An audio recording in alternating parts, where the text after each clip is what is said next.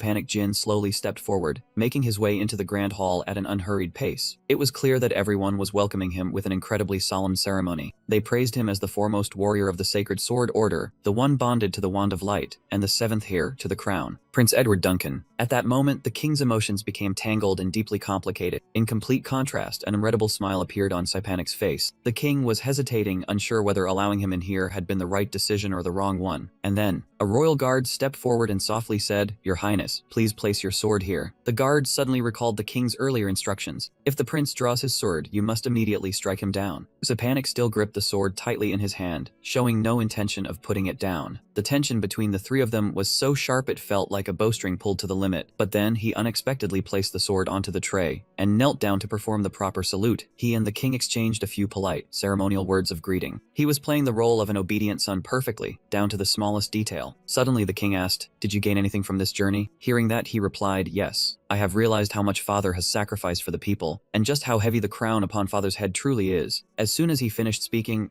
Panic shot to his feet under the king's astonished gaze. The king roared in anger, "Who gave you permission to stand?" He immediately activated his power and answered solemnly, "I have also learned what I must do next." The moment his words fell, the sword on the tray held by the guard slowly vanished, then appeared directly in his hand. Panic's eye flashed with killing intent. From now on, Father no longer needs to sacrifice anything, nor bear the weight of this crown. Hearing those words, the king stammered in terror, "What are you planning to do?"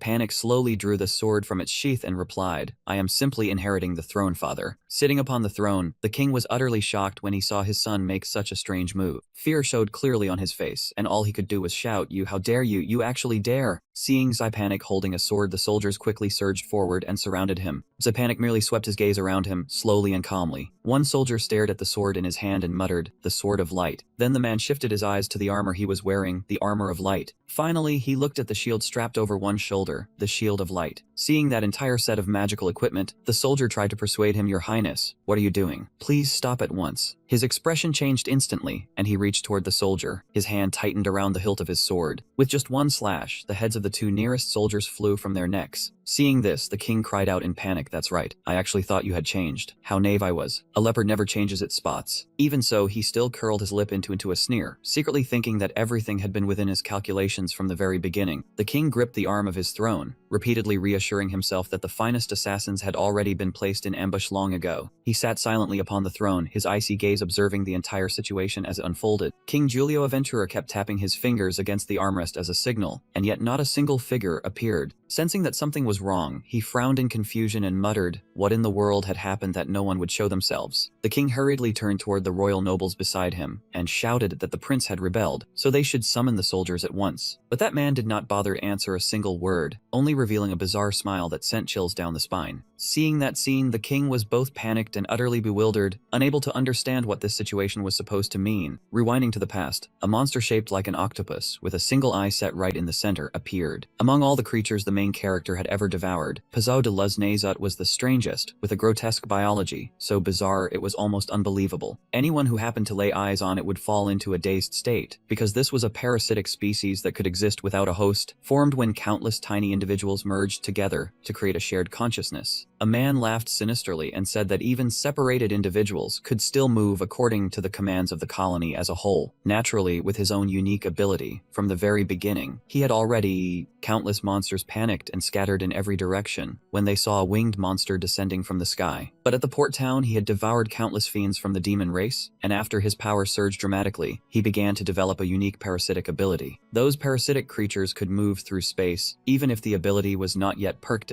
Still, it was enough to keep fallen-off individuals operating. Although he could not control the host itself, he could manipulate their emotions and erase their memories. After revealing that truth, the prince took full advantage of it and laid out a perfect plan. He shifted his gaze toward the armored figure and ordered him to begin the brainwashing. The person in armor standing beside him spoke up, saying that although this had nothing to do with Giulio Ventura, they still had to accept attention-drawing methods like this. Hearing that, the young man calmly replied that his brother did not need to worry, because they would not be doing anything as troublesome as brainwashing. king. At that moment, it was as if two personalities existed inside him at once. One remained calm and normal, while the other wore a sinister, venomous smile, ordering the occipital lobe to be stimulated to heighten empathy toward the target, the main character. That way, every time he witnessed himself obtaining what he wanted, he would experience the ultimate indirect satisfaction. After receiving the order, the armored figure immediately began infecting everyone in the royal palace. It was not difficult at all. All he had to do was drop the eggs into the wells used for daily water. That was the technique he had used, and he had supported him greatly throughout the entire plan. Back in the present,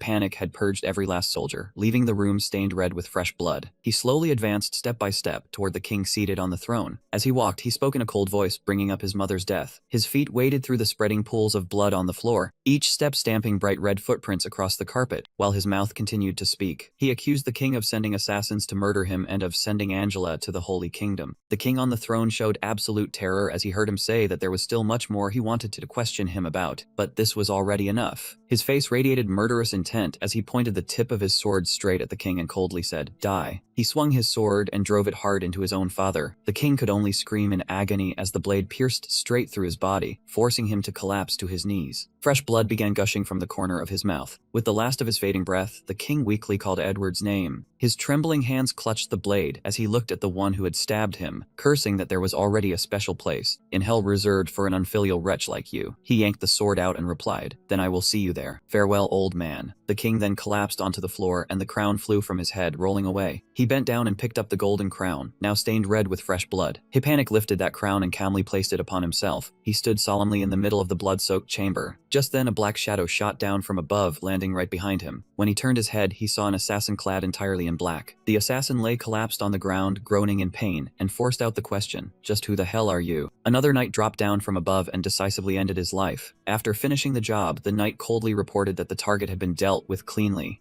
Panic raised the crown and said with satisfaction, "Well done." In this way, he had eliminated every last useless piece. He placed the blood-soaked golden crown upon his head. Then he seated himself upon the throne and loudly declared that from this moment on, no one would have the power to stand in his way anymore. Someone standing below heard this and immediately began applauding in praise. After that, the rest of them all began clapping in rhythm. The thunderous applause echoed throughout the blood-drenched room. He sat on the crimson-stained throne, his razor-sharp gaze looking down at the crowd below. When night fell, he remained seated in the same spot without moving at all. His face darkened as he softly whispered to someone, "Yes, I understand, brother." Within the room, a vague figure seemed to appear. His voice rang out again, saying that he understood what his brother wanted to convey. His eyes were filled with sorrow now. What the MC had wished for from the goddess was simply knowledge. He remembered a man in armor. That man had used him to point Kim toward the hiding place of the target he needed to eliminate. The young man then remembered his elder brother. Within that mass of knowledge were also the words his brother had wanted to leave behind before he departed. Thinking back on all of it, he trembled rage and muttered, "Brother told me not to cross the line?" Even in a situation like that, he did not utter a single complaint and still said those words. That really was just like him. He shot to his feet and shouted, but it was already too late. It was far too late, brother. Panic reproached the figure standing in the middle of the room. What use it to say that now? You should have told me before I joined hands with that monster. He caught a small beam of light in his palm and ordered the other person to disappear. From now on, this world will change. It will become a world not so different from the one you once knew. He fired that beam of light at the figure in front of him, splitting the other man's body in two. The young man made the beam fade away, then said, "Now no one will cling to that empty, meaningless title of humanity anymore. The common enemy, the demon race, is gone. From this point on, humanity will have to face the enemy inside the barrier." He thought seriously for a moment, then continued, "I made it this far thanks to the monster's power. So I will repay that debt if it means sending him back to Earth. The elf king, the dwarf king, the aquatic king, and the divine scale king." His voice echoed through the darkness. "I will offer the severed heads of the kings from those races to the altar sealed beneath the basement of the Holy Nations Cathedral. To make that happen, an age of chaotic war must come. As Kim wrote in his notes," he said. So the prince overthrew the incompetent king and took the throne, all because the kingdom had prospered for far too long. The Gourmet's Adventure in a Strange Land, Part 1, complete. Kim closed his notebook.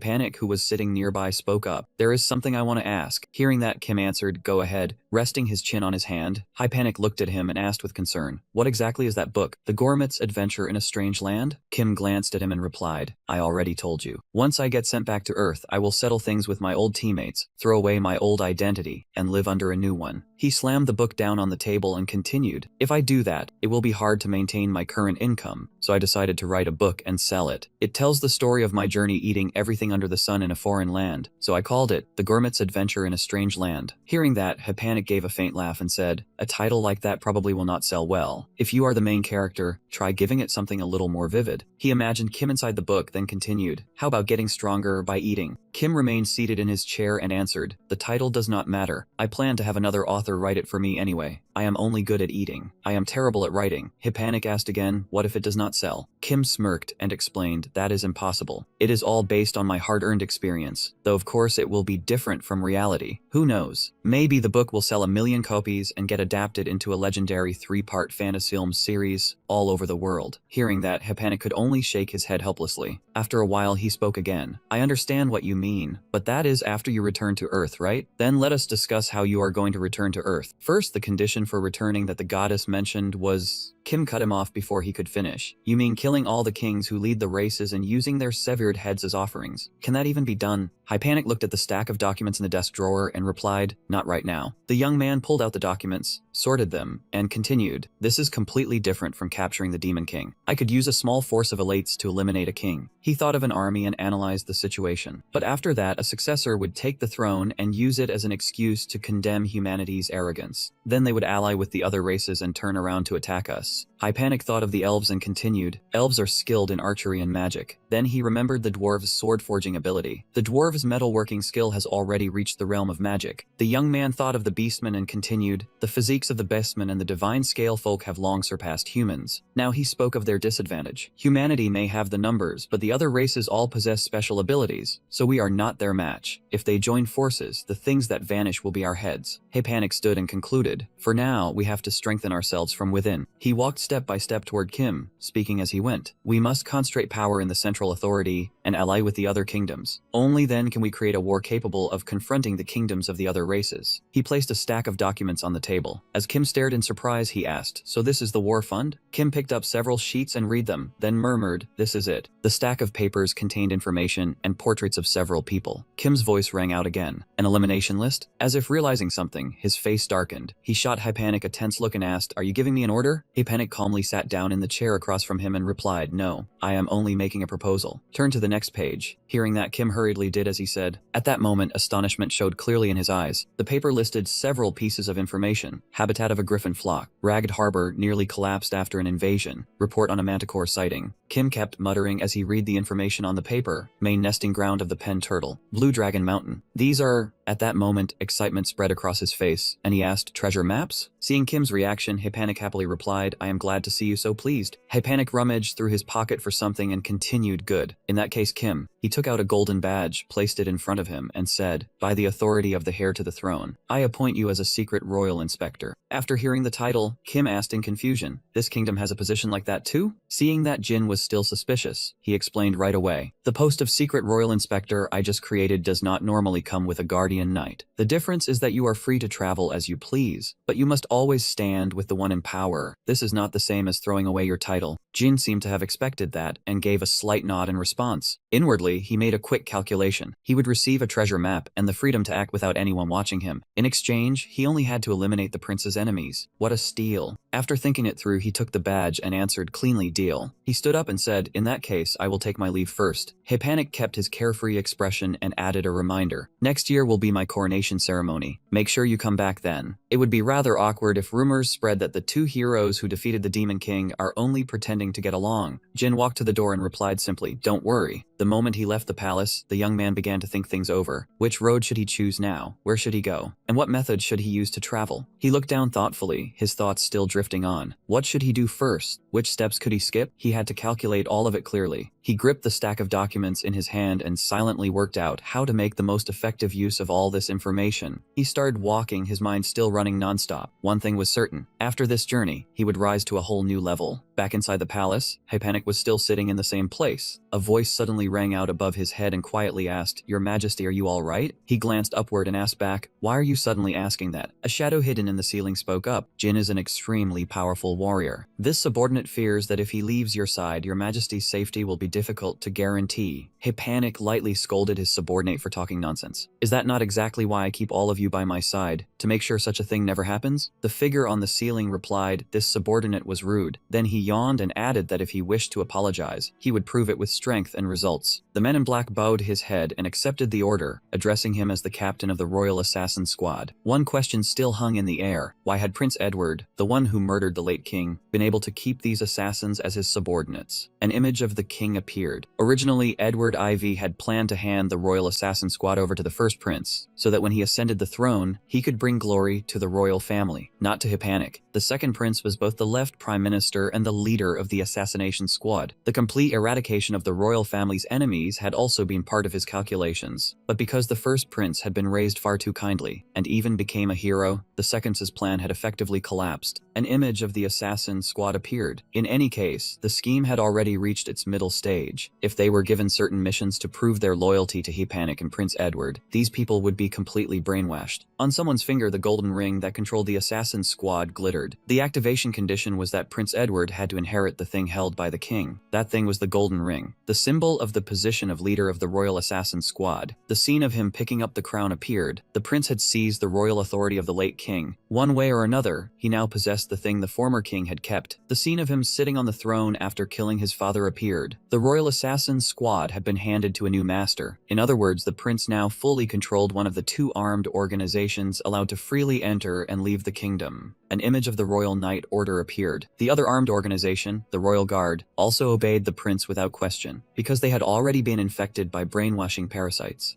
Panic leaned back in his chair with satisfaction and thought to himself, once that monster leaves the royal palace, the parasite's function will disappear as well. During that time, I have to turn them into my own people. Thinking that, he curled his lips into a faint smile. What binds people together is profit, satisfaction, and even guilt. How would I know unless I try? Jin suddenly remembered the armor he had been given and weighed it in his mind. The armor he received from Panic was indeed very powerful, but using it every day would draw attention. Even the title of the prince's guardian knight was just as troublesome. He hid himself in the shadows and continued thinking. That title did not fit the role of a secret royal inspector, someone allowed to wander freely. He looked at the newly crafted armor and kept pondering. So he had commissioned another set of armor, one that was not flashy, yet still contained magic. It was perfect for disguising himself as a mercenary or an adventurer. He examined the armor and muttered that it had taken only 2 days to make. So this is what power is. People with rank and authority really do have it easier. He strapped the sword to his waist and continued, none of this political stuff has anything to do with me anyway. The sky was clear blue. He stepped out through the gate and declared that from now on, he would spend his time adventuring instead of wasting effort on government affairs. Then he suddenly fell into thought and stood there in a daze. Right now, I am a hero from the war to defeat the Demon King, and at the same time someone the prince highly values. But there was one bitter truth. Back on Earth, he was nothing more than an internationally wanted criminal. To put it plainly, this young man was being hunted relentlessly by the police, intelligence agencies, and even the underworld. Nothing more, nothing less. To avoid exposing his whereabouts under the fierce pursuit of those forces, he had been forced to give up the things he personally enjoyed. First, he could not play sports, because information from contact with other players might leak out. He did not dare touch games either, because that very passion had exposed 2 of his previous false identities. He understood that the safest thing he could do was read books. He liked novels the most, but long series were hard to carry around, so he preferred standalone volumes. Since all his other hobbies threatened his identity, he turned to books as a last resort. But later on, he genuinely came to love reading. Unfortunately, the civilization and culture of this other world were not as developed as Earth's, and books were a privilege reserved for the nobility. Of course, he could still read them thanks to the prince. But compared with books from Earth, the books here were far too bland. Even though there was no one writing captivating stories, this place made up for it with countless fascinating tales passed down by word of mouth. Before Panic conveniently brought writing into existence, humanity passed down knowledge through speech and song. That was the treasury of wisdom built over countless generations. The woman stood solemnly on the high golden platform and declared, these are the old tales parents tell their children, and the songs the village elders teach their descendants. She smiled brightly and affirmed that some people had risen up to preserve those stories, so they would not be lost to time. She emphasized the final line, if you wish to become the main character, seek out the school of poets, and your desire will surely be fulfilled. Those inspiring words struck right at the heart of a poetry-loving girl named Felina. She worked hard to become a wandering bard, only to realize how foolish she had been for believing those silver-tongued words. The reason she had stepped onto this path was simply that she wanted to hear dramatic stories with the power to cleanse the human spirit. She had no interest in tales about tiny expedition parties or heroes. In her eyes, when all was said and done, a wandering bard was nothing nothing more than a street singer, humming dramatic stories to entertain the masses. After experiencing it for a while, Felina realized it clearly. The wandering bard she wanted to become was not someone who did meaningless things like this. In the central district of the Santo Fiboso territory, Santo Almarut Santo Fiboso, Felina slowly stepped into the old tavern. The girl moved carefully, every step graceful, while discreetly observing the customers. Her sharp eyes swept around the room, gliding over every little corner of the tavern. Seeing a group of brothers gathered around, eating, drinking, and laughing loudly, she immediately guessed they were a small-time mercenary squad. When she passed by Jin, her instincts told her he was the real deal, a genuine adventurer. Felina looked farther out, then stopped on a masked figure sitting in silence beside several jars of wine, staring in from the outside. He looked no different from a dead drunk bum, but she trusted her own keen eye completely. Because she had noticed the exquisite armor he was wearing, she guessed his background was anything but ordinary, and getting involved with him would only invite disaster. She returned to her spot, plucking her strings while thinking it over. Mercenaries fought people, while adventurers fought monsters. The two sides usually ignored each other, so she decided not to sing about the mercenaries' battle with the hero, or the hunter's bloody death match against the Hydra. Felina worried that if she picked the wrong song and the crowd broke into a brawl, she would not make a single coin. Fortunately, she still had one secret card up her sleeve. With that thought, she eagerly raised her voice and announced, "Ladies and gentlemen, the song shall now begin. This is the ballad of the prince who defeated the demon king, and the knight who summoned dragons." A young mercenary, already drunk out of his mind, suddenly jolted and looked up in astonishment. The blonde young man seemed to vaguely recognize the story as well. In the quiet room, the clear sound of a guitar suddenly rang out. Felina was swept up in the ancient melody, singing notes that rose and fell with a haunting charm. The mercenaries became even more certain that she knew the tale. The blonde guy grinned and said, "Everyone knows that story." Giulio Aventura gold coins were tossed one after another into the green hat she had placed on the floor. This was exactly what Felina had been waiting for, and she became even more convinced that this song was incredibly useful. Still, a wave of boredom suddenly rose in her heart. The response was great, sure, but having to sing it over and over for days on end was enough to make her sick just thinking about it. Even so, Felina quickly steadied her mood, because the climax was coming up, and today's entire income depended on it. That part mattered because the death of the brave warrior, who had once been his sworn brother, left the prince in heart-wrenching pain and filled him with hatred for the wicked demon king. That devotion moved the goddess, and the prince was temporarily granted the brave warrior's power. It was the moment when the prince's blade pierced straight through the demon king's heart. Just as she was about to reach the decisive climax, that mercenary suddenly shouted, "You bastard." He angrily grabbed Jin by the collar, demanding to know why he dared laugh at the prince's story, calling him a traitor, while Jin just sat there chuckling. His companions could only silently feel unlucky for Jin, thanks to the man's short temper that flared up every time he drank. Felina's mouth fell open in horror as her money-making path was abruptly cut off. She wondered in a panic what kind of situation this was. A mercenary against an adventurer, 4-on-1, no less. At a glance, she figured the mercenaries had this in the bag, and next time she would sing about the mercenaries' battle with the hero. Thinking of that, she smiled to herself again. Surely they would love it, and their wallets would open wide, showering her with money. And yet, something unexpected happened. The ringleader's arm suddenly seemed to be seized in an iron grip. Meanwhile, he just stood there dumbly, not yet understanding what was happening. A sudden pain shot through his wrist, making him scream in agonizing pain. It did not stop there. Even as he roared and shouted, Jin still refused to let him go, reaching out and grabbing his face. Then Jin mercilessly slammed him face first into the floor. His accomplices sitting nearby were stunned by that lightning-fast move. After that, they charged over aggressively, questioning what insane stunt Jin was pulling, while planning to teach him a lesson in manners. But the moment the man in front opened his mouth, he ate a thunderous punch from Jin. His body had no time to react before he was sent flying, crashing hard into the corner of a table. The blonde guy also rushed in to help, pulling out his weapon and preparing to finish Jin off. But the instant he pressed the gun barrel against Jin's neck, the gun suddenly shattered into hundreds of pieces. Jin looked at him and revealed a vicious smile. This time, the man's number was up. After that, only the mercenaries' shrill screams could be heard, echoing in helpless despair. Felina could not take it anymore. She grabbed her instrument, scooped up her hat, and ran for her life. Inside the tavern, cries of desperate agony continued to echo without end. She hurriedly tore down the street, driven by a bad feeling that things might spiral out of control. So she had to get out before they turned on her, and that was also the smartest way anyone in St. Fiboso could act. That story made Jin burst out laughing. The prince was granted the brave warrior's power? That bastard was in pain. It was so ridiculous he could hardly stand it. It had been a long time since the main character had heard such a good joke, and yet these guys dared to ruin the moment. That only made him even angrier. He grabbed them by the necks, making the whole group tremble and beg for their lives. Right then, from afar, a figure slowly approached with a dignified air. This person closed in step by step. Although he still did not know what had happened, he saw the young man attacking with such brutality. Kim had just watched the girl pull down her hood, her voice hardening as she declared that she could not stand by while the strong bullied the weak. She was fired up, calling herself a noble holy knight, and swearing she would never let the main character get away with this. After hearing Zeonhen boldly announce her identity, he simply glanced over and quietly observed her. His eyes narrowed at once, and his guard rose sharply the moment he learned she was a holy knight. The young man gave her a quick assessment, then silently reasoned it out. Even though he could not see it clearly, whatever she carried had to belong to the theocracy of the goddess Faith, and according to the information the prince had once shared, holy knights were one of the theocracy's asymmetric tactical cards, which meant Giulio Aventura must have some connection to that place. Put simply, the theocracy was basically an otherworld version of the Vatican. Most migrants in this world were beings who far surpassed ordinary humans. Among them, the theocracy's most iconic asymmetric combat force was the Holy Maiden, the one who had fought shoulder to shoulder with the main character in the previous battle. A skeletal frame fused with blessed metal, enhanced muscles, and eyesight and reflexes beyond human limits. You could truly call her a living weapon. But to create a Holy Maiden, the theocracy had to burn through a staggering amount of time and money. Even with the whole world contributing, it still took 10 years to complete a single individual. In other words, creating a weapon on par with a hero, using the human body itself, was insanely expensive. The price was far too high, so the theocracy had no choice but to find a more efficient way to produce superhumans. And the answer was the Holy Knight. Like the Holy Maiden, they were artificial humans born through magic and blessings. However, creating one Holy Knight cost only 1/200th of a Holy Maiden, and their operational lifespan was only about 2/5 as long. Once the system was running smoothly, each batch could produce around 10 of them, but in exchange, their abilities could never compare to a Holy Maiden's. If the Holy Maiden was the latest cutting-edge tank, then Holy Knights were old tank models churned out for mass production. Even so, whether the tank was new or old, ordinary people still had no chance against it. The main character was still gripping the mercenary tightly, with no intention of letting him go just yet. He knew Holy Knights were far weaker than heroes. If the Holy Maiden transformed even slightly, they could be wiped out with ease. But making enemies with someone like this the moment he arrived was not exactly smart, so he decided to release the man. The instant he escaped that hand, the mercenary bolted, not even daring to look back. The young man looked indifferently at the girl in front of him, then reluctantly asked if that was good enough. But she just stood there in a daze, awkwardly scratching her head, leaving the main character completely confused. It turned out Zeonhen was shocked that he had actually let the man go so easily. Normally, people who bullied the weak never obediently listened to her. Seeing that she seemed to have misunderstood, he had no choice but to explain that those people had started the trouble and threatened him first. He had only reacted in response. After hearing the full story, she scratched her head in embarrassment, finally realizing she had judged him too quickly. The main character wearily brushed off his shoulder and muttered in disappointment that this comedy act was so dull, it was not worth paying to watch. Zeon had already been blushing, and now her face turned even redder as she stammered, unable to get a single proper sentence out. Too embarrassed to bear it, she could only grit her teeth and pull the hood tightly over her head. After that, she hurried to the far end of the row, curled up in a corner, and ordered another mug of beer. She was so flustered she trembled, sitting there mumbling to herself as if she had just encountered a monster, while the main character quietly turned and left. He knew this was enough for now. Besides, the time for the meeting was already close. The Santo Faboso domain was one of the few places that had suffered almost no serious damage after the Demon King's army launched its great offensive, simply because it had no strategic value. Back then, the Demon King's forces had focused on striking humanity's key strongholds directly, aiming to paralyze the entire defense system. With outdated technology, weak production, and not many powerful migrants, this land had never been strong enough to pose a threat to the Demon King's army. But after the war, everything here changed at a dizzying speed. Migrants from the devastated surrounding regions began pouring in to look for work. The surviving mercenaries also chose this place as a stopover to rest. Demand skyrocketed, forcing restaurants, inns, and all kinds of services to expand nonstop, pushing Santo Faboso into an unprecedented golden age. But that prosperity brought a dark side with it. Outsiders flooded in, creating a warped class order. At the bottom were refugee migrants, and in the middle were Santo Faboso's local migrants. Above them were the mercenaries. And the biggest problem lay with this group, because they had practically become a ruling class empowered by brute strength. They understood very well that they were the reason this land had entered an age of prosperity, so they used money and fists to solve every problem. So where were the public authorities that should have stopped this lawlessness? The answer was that there were none. To the rulers, Santo Faboso was only a place to squeeze for profit, while public order was not worth their concern. The main character leaned against a wall in an alley, quietly speaking with the royal assassin. The other party reported the domain's entire current situation, allowing him to quickly grasp the overall picture. After completing his messenger duty, the assassin immediately asked when when he would begin taking action. Not wanting to drag things out any longer, the young man coldly answered that it would be right now. Hearing that, the assassin proposed moving after 30 minutes, and the two immediately agreed. Before leaving, he did not forget to remind him that when the right moment came, he would send the signal. But just as he stepped out of the alley, a piercing noise rang out, instantly drawing the main character's attention forward. A huge man with an axe slung over his shoulder roared, asking with open hostility just who the hell he was. Following him was the guy our main character had just beaten into a lesson he would never forget, with a pack of underlings behind him, all wearing murderous looks like they were ready to dive into an all-out brawl. The man flew into a rage and demanded to know why he dared lay hands on someone from the Red Flag Mercenary Corps. The guy who had just been beaten finally had backup, so he stuck his chin out and started cursing, snarling as he asked what filthy hole this bastard had crawled out of. Only then did the main character finally glance over and take notice of that punchable idiot. At last, he realized this was the same guy who had picked a fight with him at the tavern earlier. Once he had a rough grasp of the situation, he immediately backed quickly into the alley from before. The main character threw them an icy look, telling himself that the plan had to be pushed forward even faster. The leader also froze in place, weighing things in his head, because in truth, he had no desire to get dragged into trouble like this. But his underling had been beaten that badly, and if he ignored it, the entire mercenary corps would lose all face. 4 against 1, and the kid had still survived just fine. Clearly he was not easy prey. Watching his underling keep provoking him, the leader could only feel a headache coming on. At first, he thought he only needed to scare the kid a little, and the kid would know his place and shut up. He planned to curse him out as some bottom-rank grunt, then take the boys drinking and call it settled. After that, one more loud threat to show dominance would end it. Thinking this, he instantly grew impatient to play his part properly. But the moment he shouted for the main character to come out, before he could even make his threat, someone scolded them for being too noisy. Hearing that, his face darkened at once, and his vicious gaze swept toward the person who had spoken. The one slowly approaching was the Count. Count Santo Febozo stepped forward and reminded them coldly that this was his territory, not a place where a bunch of mercenaries could throw their weight around as they pleased. Once the leader saw who it was, he let out a breath of relief, because standing before him was only an old nobleman who did not look scary at all. Right after that, a cruel idea flashed through his mind. He would use this old man as an example and force the main character to retreat on his own. So he immediately ordered his underlings to deal with the Count, and they obediently charged in at their boss's command. The lackeys closed in before the Count, sneering that they would make sure he could never open his mouth again. But not only did he show no fear, he actually burst into a delighted laugh. Right then, an arrow shot in from who knew where and pierced straight into his body. The shot made him stagger, lose his balance, and fall backward. The leader instantly went dead still, his eyes bulging as he failed to understand what had just happened. His face turned pale, and he cursed his stupid underlings in his heart, thinking they'd actually dared to kill someone. But it was already too late. The surrounding citizens shouted in unison that the mercenaries had spilled blood and wanted to swallow up Santo Febozo. The crowd began roaring for an uprising, determined not to let them keep running wild in this territory. They shouted that they had to take back Santo Febozo, then surged forward with blazing momentum straight toward the mercenary corps. At that point, the general could only tremble, screaming inside that this time, everything was truly screwed. As for Count Santo Febozo, he suddenly sat right back up, the corner of his mouth curling into a smug smile. According to Prince Hypanic, the legitimate heir and the next king of the Great Hergian Kingdom, there was only one conclusion to be made about this count. Santo Febozo was a lunatic who was almost beyond saving. In the past, during their father's and grandfather's era, this place had been the top territory in the entire kingdom. Yet after only 2 generations of descendants, it had become a poor and chaotic wasteland. Because his parents died young, he was forced to sit in the Lord's seat while still a child, but he never truly grew up. Even at 50 years old, both his ability and his mind were no different from those of a 12-year-old. As Hypanic read through the records on Santo Febozo, he concluded that for the past several decades, this man had accomplished nothing except getting older. He declared that the first target to erase had to be Count Santo Febozo. At first, the main character thought the prince had said those things in anger, so they must have been exaggerated. But after stepping into this territory himself, he realized that not a single word had been overstated. The scene before his eyes made him freeze in disbelief. This really was a territory so desolate it was hard to believe. While the central district of Santo Febozo was developing rapidly, the outer regions were poor, ruined, and abandoned like a cursed otherworld. There were no soldiers and no walls to protect the people. The places where they lived were no different from hunting grounds for monsters and wild beasts. A poor man was roasting rat meat to fill his stomach when he suddenly heard rustling from the bushes behind him. He turned his head and immediately saw the shadow of a monster lurking in the darkness. Terrified, he screamed at the top of his lungs and ran for his life. From the bushes, the main character stepped out with the monster hanging limp in his hand, completely unable to understand why that man had run like he had seen the Grim Reaper. reaper. Life in this territory was actually pretty relaxed for him. Every few days, he would head down to the river, enter the forest, climb the mountains, and hunt monsters like a hunter in a fantasy world. At night, he brought the leftover spoils from his meals to the Adventurers Guild to sell for money, then used it to stop by the tavern and listen to people sing. The main character had lived like that in this territory for 2 full weeks. They were strangely peaceful days, with his entire routine revolving around hunting monsters, eating, and then hunting more monsters. Not until the day of his return to the kingdom was only 1 year away did he feel that he had wasted quite a bit of time, but at the same time, he understood that this was an incredibly important preparation phase. Ever since Jin survived and returned from the Great Invasion, he had collected a terrifying arsenal of skills. Now and then, he would silently thank the two who had offered him such perfect specimens. Thanks to them, our protagonist could draw out the full potential of the skill set he now possessed. But unlike the time he devoured the two-line demon, the flood of skills had come so fast that he could not tell where his true limits were. Feeling that staying ignorant would be an insult to those who had left their skills behind, he spent the past 2 weeks crossing forests and mountains, testing every ability one by one. And today, after leaving the tavern, our protagonist immediately headed to the meeting spot they had arranged. The man bowing his head and reporting to him was one of the prince's attendants, and also a royal assassin. After hearing the report, he understood that he had full authority to deal with the lord. He quietly calculated what would happen after taking him down. If the territory fell into chaos, monsters would likely be drawn in, and that would be completely disadvantageous for our protagonist. The assassin then asked when he planned to make his move. Confidence showed clearly on our protagonist's face. He stated that sparking a riot in the city would not be difficult at all, and that he could even do it immediately. 30 minutes later, an arrow suddenly buried itself straight into Count Santofebozo's chest. His eyes bulged as he tried to look toward the direction the arrow had come from. On the roof of a nearby house, a figure wrapped in a black scarf was already turning away and fleeing. The royal assassin looked back and raised his thumb, signaling that the mission was complete. Santofebozo collapsed to the ground, his mind still desperately turning. To incite a crowd, the first step was to make them believe you were standing on the same side. He already had plenty of people willing to join forces with him. With just a slight change in voice, he could impersonate anyone. Thinking that, he used all his strength to shout that the mercenaries had murdered the lord. Then he kept screaming that they wanted to swallow Santofebozo whole. They could not allow themselves to be manipulated by those bastards any longer. In an instant, chaotic screams erupted all around. The Yuyan people were violently stirred up, surging forward to seize Santofebozo back from the mercenaries. The towering mercenary with the gold false tooth was drenched in sweat, so furious that his eyes bulged wide. He did not know who had staged this play, but he had to admit that Bastard's acting was far too convincing. Even worse, the people infected through the water supply had their battle instincts fully awakened. The entire street instantly turned to a chaotic battlefield. The Yuyan people charged all at once, attacking the mercenaries in a frenzy. At that moment, our protagonist was standing on the roof of a nearby house. He leisurely watched the chaos below, as if he were admiring a flawless action masterpiece. Inside the palace, Panic was reading the report on the riot in Santofebozo. The incident began with a crowd uprising against the mercenaries in the central district. The fury of the Yuyan people in the territory burned hotter and hotter. Those attacked included both mercenaries and Yuyan refugees. In the end, the Yuyan people, the mercenaries, and the refugees were all swept into the violence while Count Febozo lost his life. On the surface, Panic appeared furious, but inwardly, he was quietly satisfied that everything had been handled so cleanly. He slammed the report down onto the table. Then he shouted, demanding to know why such a tragedy had been allowed to happen, while also ordering new provisions to be added to the laws governing territorial administration. Even if a lord was the legitimate heir, they could still be stripped of succession rights if the king and high ministers judged them unworthy. In addition, the number of mercenaries allowed to be stationed in a territory could not exceed half of that territory's regular forces. At that point, he smiled in satisfaction, because everything had unfolded exactly according to plan. Our protagonist remained high above, silently watching the chaos below. He thought to himself that if enough people died, then fewer people would remember him, just like back on Earth. He asked the royal assassin if this would end by tomorrow. The assassin confirmed that it would, but added that he still had not completed the order to learn our protagonist's next destination. Kabelovitz was the answer he gave. Recently, the Zipfins had begun running rampant in that region. On top of that, there were also clues there about a treasure map. A Zipfin was a creature that combined an eagle and a lion, and monsters with traits from multiple species in a single body had always fascinated our protagonist. After learning the location, the royal assassin said he would come find him at the proper time, then vanished in the blink of an eye like a ghost. He was just about to set out immediately way when he suddenly sensed something strange. Right beside him, it seemed someone had been standing silently for quite some time. He assumed the assassin had not left yet, but when he turned to look, the person there was actually Zeon Hen. Zeon Hen was also stunned when he realized that the person in front of him was our protagonist. Zipfins averaged 2 to 3 meters in height. They were high-tier monsters with the head and forelegs of an eagle. However, their body structure was extremely inconvenient. Their upper and lower bodies barely fit together. Because their heavy lower half forced the body to hunch down whenever they flew, their upper bodies became a burden instead, making them extremely clumsy on the ground and forcing them to move in short, hurried steps. Whether flying through the sky or running across the earth, their bodies could only bring out half of their advantages. Even so, humans still feared them, calling them princes of the sky and treating them as high-tier creatures. Because while their bodies were full of flaws, their combat ability was not something anyone could underestimate. Their strength was terrifying. They could fly, they lived in packs of several dozen, and their habits were no different from a pride of lions. Most of all, their favorite prey was horses, so these monsters sometimes charged in and attacked humans as well. In the Zipfin Rocky Mountains of Kabalovit, Jin was explaining a mission commissioned by the expedition parties that often passed through this area. Eliminate or drive away every Zipfin for Zeon Hen. The moment she heard the mission, the girl lit up with excitement, her eyes shining as if she had just received a holy decree. Since the Zipfin flock was far too large, wiping them all out was realistically impossible. The most reasonable goal was to hunt down the alpha and shrink their territory. Before the protagonist could even finish speaking, Zeon Hen shouted, "Yes, master." She solemnly repeated the creed that a knight is someone who always aims for their ideals, even when brutal reality stands right in front of them. For the peace of the wandering people, no matter how dangerous the mission, they had to face it with courage. Faced with that excessive passion, he could only freeze in awkward silence. To understand why a holy knight of the theocracy was calling him master and clinging to him nonstop, we have to go back to an incident from a few days earlier. It was the night a riot broke out in Santo Almertfi, on the banks of John Fowler. Inside the castle, the royal assassin had sent his target off to meet King Yama, completing the mission in silence. But just as he left the lord's castle, Zeon happened to spot his silhouette. She noticed that this person's movements were extremely suspicious, so she immediately began following him in secret. After walking for a while, she saw the assassin stop to speak with someone else. That person looked very much like the Grim Reaper from the tavern she had run into yesterday. When she overheard the royal assassin address the other person by the protagonist's name, Zeon Hen's eyes instantly sparkled as if she had just found a legendary idol. Without the slightest hesitation, she rushed straight up to him. Caught talking with an assassin, he immediately considered silencing the witness on the spot.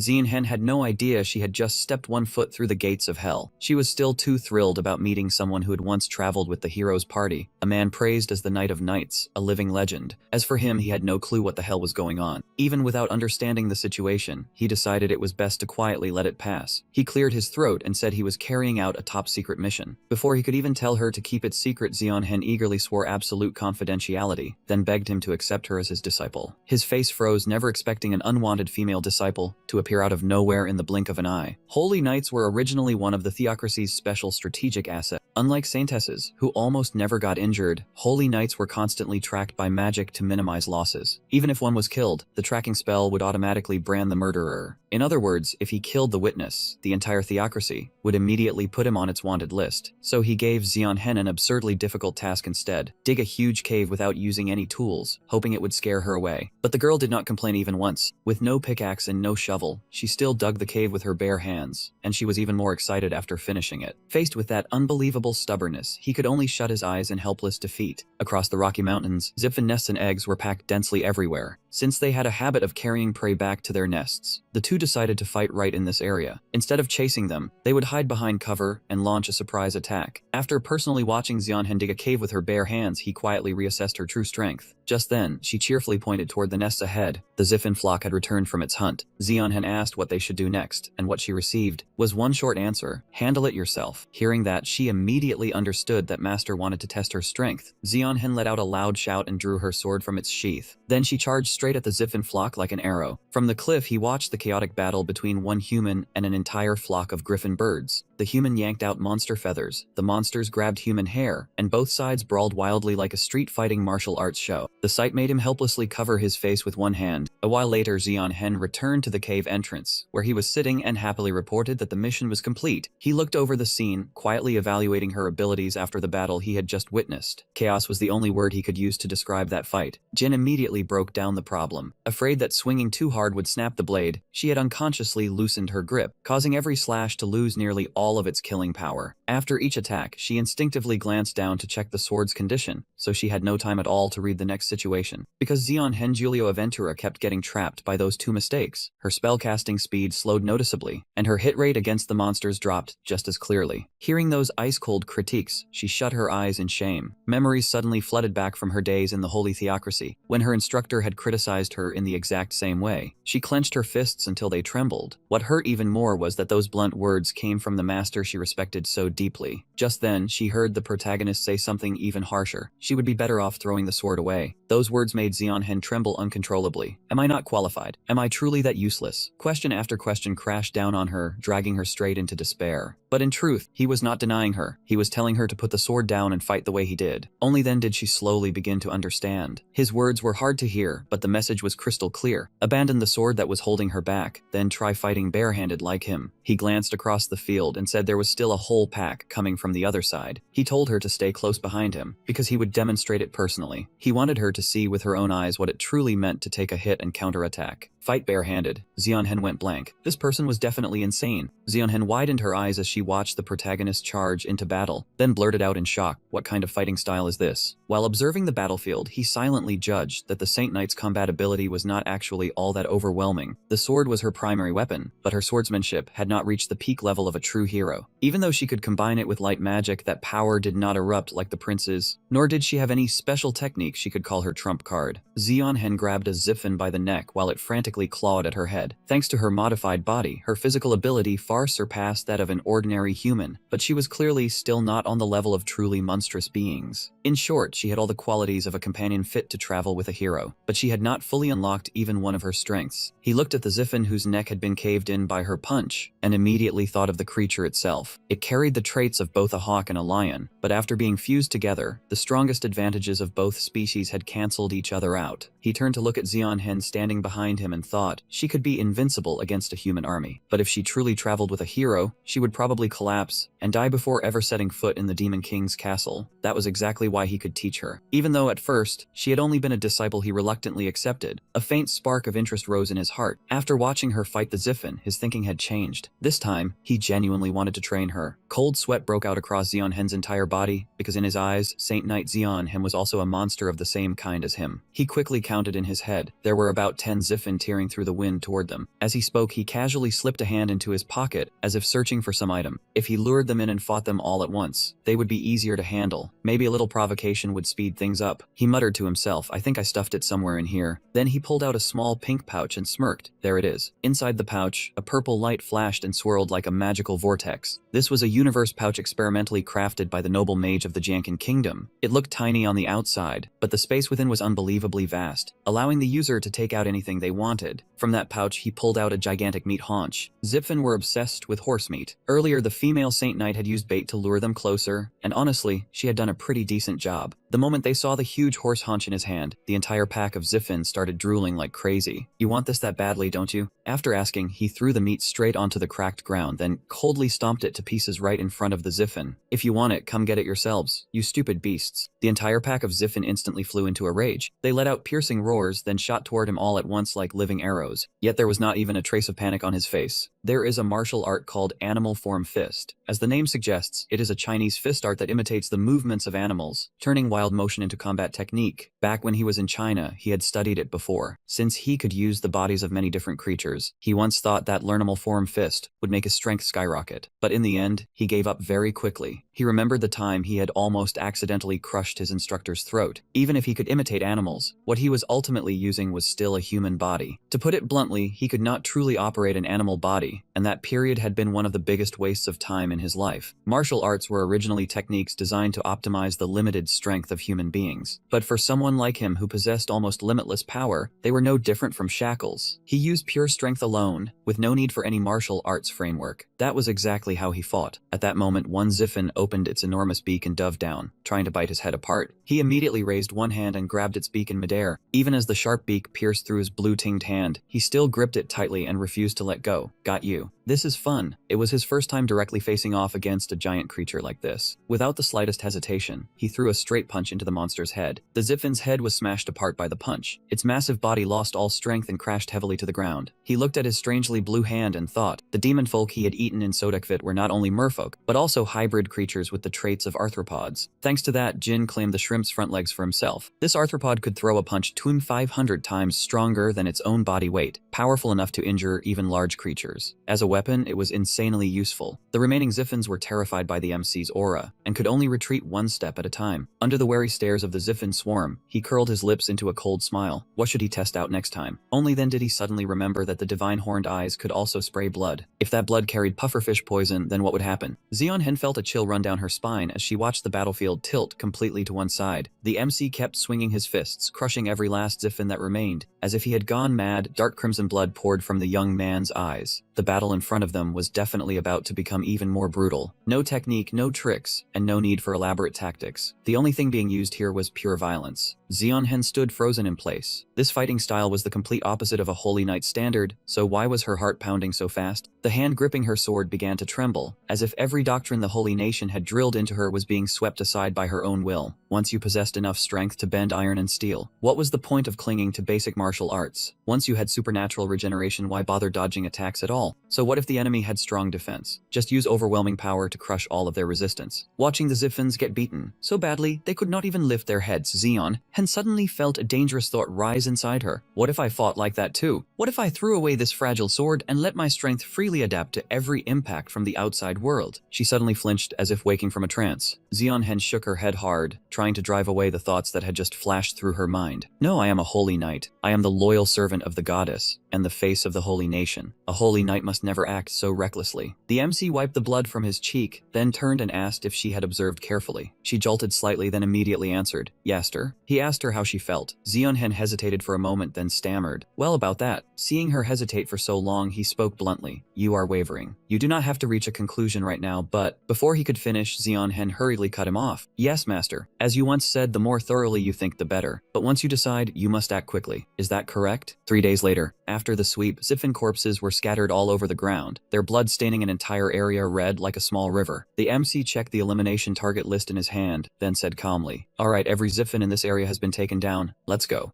Zeonhen obediently followed behind him as they left the place. She glanced back at the horrifying scene behind them, unable to stop her heart from trembling in waves. In Santo Canigo, inside the explorer's headquarters, a furious shout rang out. "What did you just say?" On the table lay a card, proof of his identity as a C-rank explorer. The staff member kept writing as she spoke to the MC. "I understand what you mean, C-rank explorer, but no matter how much you object, the request cannot be withdrawn. The higher-ups have already ordered another team to eliminate the Ziffin nest. To make traveling easier, the young man was using a new identity, Jack, age 27, a C-rank explorer from the Sano Almarut Almajut organization. He wondered why the credit for cleaning out the Ziffins had to be handed to someone else. A girl named Angela closed her eyes and replied that it was an order from above, making him immediately fire back. Which higher up? Angela remained silent, firmly refusing to reveal the name of the person who had issued the order. Hearing that, the MC smirked because he knew full well that Angela definitely had the information. He folded his arms and coldly guessed that someone in the Sano Kabalavit Explorers Guild wanted to steal credit from other explorers, while the internal staff secretly supported it. He kept provoking her with an extremely punchable laugh. "If I spread this rumor outside, wouldn't that be interesting? Especially when I drink, my mouth tends to run a little too far." Angela finally could not endure that threat anymore. She took off her glasses and shouted. Anger was written all over her face as she warned him to know his place. "You are just some lowly explorer. What right do you have to threaten the guildmaster?" Hearing that, the MC immediately asked back, "The guildmaster?" Angela regained her stern expression, putting her glasses back on while mentioning the powerful and mighty guildmaster. "But Giulio Aventura has nothing to do with you." She continued insisting that the guildmaster would one day become a hero, so there was no reason for him to meet an ordinary explorer like him. After hearing that, he simply held out his hand, making it clear that he had no intention of meeting that guy either. Suddenly, Angela froze in shock when he gripped her hand tightly. In truth, the MC was silently warning her that sooner or later, she would come to him on her own. Angela did not understand that she was being threatened and even misunderstood what he meant. Her face turned red as she awkwardly said that she was already engaged. Her hand was squeezed so hard that her joints felt like they were about to shatter. The sudden pain instantly made Angela's entire body go rigid. Agony shot from her hand straight into her brain, making her scream miserably, the sound echoing throughout the room. In another scene, A middle-aged man with a solemn air was deep in thought. This was Giulio Ventura, an SSS rank explorer and the guildmaster of the Kabalovit region. Going back 25 years, he had once been part of the heroes' party, but only as a forgettable member whose name no one remembered. The scene opens with the heroes' party charging in and slaughtering demons, woven together with legends of the heroes who brought down the Demon King. The story continues as the goddess appears in a form no different from a monster, while the villain possesses the power to turn wishes into reality. He drops to his knees at the goddess's feet, begging to be granted power, so he can face his enemy on equal terms. After returning, he becomes the guild master, and over the next 20 years, Giulio Ventura rises into a powerful adventurer. Adventurers are both mercenaries who hunt monsters and symbols of freedom. All of that status comes from the wish he received, something called political power. He breaks into a cold sweat as he thinks about how adventurers represent freedom. Trying to control them would be no different from oppression, so it would take an enormous level of influence to pull it off. Giulio Ventura sees when he realizes there are no adventurers in this generation's hero party. He guesses that the king planned everything from the start. His face turns pale as he imagines the second prince being hailed as a hero, while the people praise the symbol of royal authority instead of the symbol of freedom. Giulio Ventura slams his hand down on the table, unable to accept that outcome. He has to quickly create a hero from the adventurers' ranks, a symbol powerful enough to elevate their standing. Giulio Ventura immediately thinks of the person with the greatest potential, his own son Giorgio Ventura. Just then, Giorgio Ventura walks in and asks whether his father stole credit from another adventurer. Giorgio Ventura looks if all the life has been drained out of him, telling Giulio Ventura that if that is true, then becoming a hero has already lost all meaning. He grimaces and tells his son not to misunderstand this as him showing favoritism toward Giorgio Ventura. Giulio Ventura insists this is not the way to become a hero, it is the way to create one. He explains to Giorgio Ventura that he is the son of an adventurer who once fought beside the heroes and helped defeat the Demon King 25 years ago. That background is the necessary material for giving birth to a hero, and he reminds him to remember that becoming a hero is the future of the adventurer world. Giorgio Ventura trembles as he clenches his fist, left with no choice but to lower his head and obey Giulio Ventura. Giulio Ventura and Giorgio Ventura both jolt in shock as Angela's piercing scream rings out. He instantly panics and rushes over to throw the door open, urgently asking what happened outside. Right after that, the sight before him leaves him frozen. Adventurers are collapsing one after another, and over there, Jin is getting ready to execute the person trapped in his grasp. Giorgio Ventura is horrified, completely unable to understand what the hell is going on, until he sees Angela lying motionless, her arms twisted and mangled beyond recognition. Giorgio Ventura grits his teeth in fury and growls, asking if all of this was his doing. Hearing Giorgio Ventura's accusation, the main character slowly turns his head toward the voice. The cold, sharp sound of a blade cutting through the air immediately reaches him. Giorgio Ventura roars in rage and lunges forward, trying to cut him down for daring to touch Angela. With nothing but a glance, the main character stops Giorgio Ventura's sword strike dead. Then he crushes the blade with his bare hand as easily as grinding a toy into pieces. Giorgio Ventura is stunned by that absurd strength, his eyes widening in disbelief as he blurts out, asking what is going on. Before he can react, the main character seizes him by the throat with a movement so fast it is terrifying. A broken shard of the sword spins through the air like a top, then shoots upward, and in the end it lands neatly in the main character's hand. He strangles Giorgio Ventura with one hand, pinning him firmly in place, while raising the sword shard behind him with the other, preparing to drive it straight into his opponent's head. Giulio Ventura has just reached the doorway when he screams in terror at the horrific scene before him. He yells in desperation, telling him to stop right now, but the main character continues radiating an icy killing intent and keeps moving. In the end, the broken shard still pierces straight through Giorgio Ventura's forehead. Giulio Ventura freezes in place as he watches his son collapse onto the floor with his own eyes. Stunned, he Giorgio Ventura's name in vain. After finishing the job, the main character raises his head, looks at him, and asks if he is the guild master. At this moment, Giulio Ventura completely loses his mind, uncontrollable rage written all over his face. His hand is already on the hilt of his sword, ready to fight, as he confirms the question is correct and asks who the other party is. The man introduces himself as Jack, a C-rank adventurer. As if suddenly realizing something, he immediately confirms it and apologizes for stealing Jack's achievement. The main character stands still for a few seconds without saying another word. Suddenly, he raises a hand in a half-hearted salute, turns his back and walks away, coldly saying that it is good he understands. Giulio Ventura is shocked, then grits his teeth and demands to know if Jack killed all those adventurers, broke his future daughter-in-law's arms, and took his son's life just because of that. In response to Giulio Ventura's accusation, Jack turns back and looks at him with a completely dry expression. He points toward Angela and calmly says she refused to call him out, so he had no choice but to do that in order to make him appear. The The main character then points at someone else, explaining that the guy got logged out simply because he dared to resist while being beaten. As for George Ventura, the reason is even simpler. It is only because he wanted to send him straight to the afterlife. Finally, he points at Giulio Ventura, whose face has darkened after hearing those arrogant words. Since he has received an apology, Jack declares that he will let him off. Giulio Ventura froze as he stared at Jin, his voice bursting out in shock. "What did you just say?" He shouted at the top of his lungs, unable to believe the reason was that simple. Then he fired off question after question, asking whether the main character had done this alone, or whether someone else was pulling the strings behind him. One cold sentence instantly shut him up. The kid told him he understood nothing. He had no interest in things like merit or glory, so Giulio had better stop eyeing what belonged to him. But if it was his achievement, he would never spare anyone who dared lay a hand on it. After saying that, the main character turned and walked away. In an indifferent tone, he said that if not for this matter, things would never have been pushed this far. Then he left him with a simple goodbye. The door closed behind the young man, leaving Giulio Ventura standing there in stunned silence as he watched him leave the room. Now, only Giulio Ventura's lonely back remained in the room, surrounded by chaotic thoughts. He blamed himself, knowing this was the consequence he had brought upon himself. Yet he still tried to argue back, telling himself it had all been for the sake of exploration, even though deep down he knew his methods had been wrong. He comforted himself by saying sacrifices had to be made for the greater good, but the cruel truth was that everything had started from his own personal ambition. His hand clenched into a fist, trembling in waves. That trembling grew more violent until drops of bright red blood seeped from his palm, where his nails had dug deep into the flesh. Giulio Ventura could no longer hold back his fury. He slammed his fist into the floor, sending shattered pieces of wood flying in every direction. Only then did he bitterly realize that every excuse he had made before was meaningless. His eyes were bloodshot, and his teeth ground together in hatred as he thought about everything he had lost. He hated that kid for taking away his family's lives, and the future he had once planned for himself. He roared for the feathers of the bird of paradise, the three-sword society, the Vodabon youth, and the whirlwind kite to assemble. Drowning in absolute hatred, Giulio Ventura swore he would steal every last piece of that kid's future to repay this blood debt. Xianhen sat silently on the cushion, her mind drifting back to the days when she had trained in the Holy Nation. Back then, the instructors often scolded her. They blamed her for not being able to control her strength, and for constantly damaging weapons during training. That flaw always made her uneasy. Even so, she remembered what her master had once told her: just act according to your own will. Caught between the instructor's orders and her master's teachings, she no longer knew whose words she should follow. Outside, a dense crowd had already gathered below. One of them spoke up, announcing that they had reached Rack's residence. At that moment, the main character was still calmly walking down the road ahead. Suddenly, Giulio Ventura appeared from somewhere and blocked his path directly. This left the kid briefly confused, because he had clearly spared the man's life earlier. His face was filled with hatred as he brought up the teenage boy the main character had killed just a few minutes ago. Of course, the kid still remembered that boy very clearly. Giulio had witnessed his own son being killed right before his eyes. That was why he had come here in a frenzy to take revenge. Then he asked whether the kid understood what it felt like to lose his own child. Thinking back on what had happened in the past, the kid understood far too well the pain of having family stolen from his life. Hearing that answer, Giulio froze at once, as if he had never expected his opponent to admit it. Then the main character suddenly fell silent. He silently admitted that he had killed many people's children before, and that their families had also come after him seeking revenge. Those words were no different from pouring oil onto a raging fire, making Giulio's blood boil with fury. Trembling, he asked what happened to those people who came seeking revenge. Hearing that, the kid simply spread his arms calmly, implying that he was still standing here, while they had all failed completely. Giulio Ventura immediately spotted a tiny opening in the kid's movement. Enraged, he charged forward, tightening his grip on his sword hilt as he cursed the kid for being stupid enough to reveal a weakness in front of him. He declared that he had sharpened his swordsmanship for countless years, pouring all his strength into the very blade that had once helped him defeat a dragon. He told himself that even if age had worn down his body, he was still the only SSS rank explorer. Today, he would make this kid regret everything he had done. Immediately after that, he swung his sword with full force, slashing straight toward the kid. In his heart, he screamed, cursing the kid to hurry up and fall into hell. A stream of thick, metallic-smelling liquid suddenly sprayed into the air. However, the owner of that blood was not the kid. It was Giulio Ventura himself. Before the blade could even reach its target, the main character had struck first and ended him in an instant. Right at that moment, a terrified scream rang out, instantly pulling the kid's attention another direction. The wounded knights fled in panic, no longer carrying even the slightest trace of dignity. Every one of them trembled in fear before the monster that had suddenly appeared. The kid was still dazed, unable to understand what was actually happening. He slowly moved forward, then stopped before a large pool of blood spreading across the ground. He looked towards Zeonhen's back, where she stood in the middle of a ring of countless corpses scattered all around her. She tried to hold back her emotions, her blood-stained hands trembling with clear discomfort. Sensing the gaze directed at her, she immediately turned around and softly called out 2 words, "Master." Seeing that scene, the kid could only remain silent. Then one step at a time he walked toward her. Jin dropped onto the cold ground, his back against the nearby wall, as if every last bit of strength had drained out of him. The MC reached into his pocket and pulled out a piece of dried meat that looked anything but appetizing. He did not even bother savoring it. He just chewed mechanically like he was refueling for survival. The girl hurriedly wiped away her tears, forcing herself to calm down. Then she slowly walked over to him and stood with her back against the wall. The young man glanced over, lifted the chicken leg toward her, and asked if she wanted some. Without the slightest hesitation, she took it and bit down hard, with surprising resolve. But the moment that bizarre flavor spread through her mouth, her expression changed instantly. She collapsed to the ground and retched violently, like she had just swallowed poison from the dungeon. Seeing that she could not handle it, he silently mocked her in his head. To be fair, zipfing meat was already awful. Just thinking carefully about the creature's name was enough to understand how hard it was to swallow. After a while, she finally sat down beside him and began revealing the secrets she had kept buried. She said the world had always believed holy knights were born through divine blessing, but the truth was far crueler. They were artificial humans, created through the goddess's production process. He was not shocked. From what the prince had once revealed, he had already guessed at this dark underside. She slowly raised her deforming hands and continued, saying that they were test subjects for new technologies, all meant to perfect the next generation of Saintess. Hearing that, he could not help narrowing his eyes in suspicion. She stared at her twisted, trembling arm and bitterly said this was the result of that experiment. Zeonhen gritted her teeth and clenched her fists. The massacre earlier had also begun because she lost control after becoming too agitated. He quietly looked at her and at last understood why. The very first time they met, he had felt such a strange sense of closeness. He had never imagined there could be someone in this world like him, someone who did not even have parents. Even while hating humanity, he had always stayed on guard, always hiding his abilities like a monster wearing human skin. Yet in front of her, he unconsciously revealed his true nature, because he knew she was one of his kind too, a monster created by the world. Even so, the trouble they had caused was far too great. From the expedition team to its leader, everyone had been dragged into that bloody slaughter. Thinking of that, he immediately stood up and told her to go ahead and find train tickets, because the two of them could not stay here any longer. After hearing him, she froze, clearly still unable to grasp the entire situation. He simply closed his eyes and calmly said there was still one thing he needed to deal with. Seeing his firm attitude, she immediately obeyed and quickly ran off until she vanished from sight. In truth, he had realized long ago that someone was following them, so he coldly called for Giulio Aventura to show himself. A strange figure slowly separated from the wall, as if he had just been using invisibility magic. He bowed respectfully and silently waited for orders from him. The MC casually asked, straight to the point, what price had to be paid. He understood that the officials only suspected the Holy Knights were test subjects, and did not yet have solid proof. But after her confession just now, the situation would definitely become more dangerous. Hearing that, the assassin handed him a small pouch. Inside were only a few Sudic coins. Along with them were train tickets and a completely new identity card. From now on, he would live under the name Jack, a rank 4 mercenary from the Almazut Mercenary Corps. The assassin quietly asked where his next destination would be. He turned and walked away, coldly saying only one name, Santoken Nugo. He remembered that the first time he met Hipanik had also been in that place. As he thought of that, a hint of anticipation flickered in the corner of his eyes. A new reunion was waiting up ahead, and it was definitely not going to be peaceful. Felina sat silently in the carriage, the atmosphere around her so heavy it was hard to breathe. She closed her eyes and wondered to herself how everything had taken such a damn twisted turn. Felina cracked her eyes open and looked at the two people sitting across from her. She did not understand why these people were here. At that moment, he was focused on reading the map, while Zeonhen slept soundly as if none of this had anything to do with her. Felina looked toward the young man holding the map, secretly wondering who this terrifying person really was. She remembered the scene where he made his move in the tavern. He was that dangerous man who had thrown the entire place into chaos. His spine-chilling smile still haunted Felina even now. The moment she first stepped inside, she had already felt uneasy.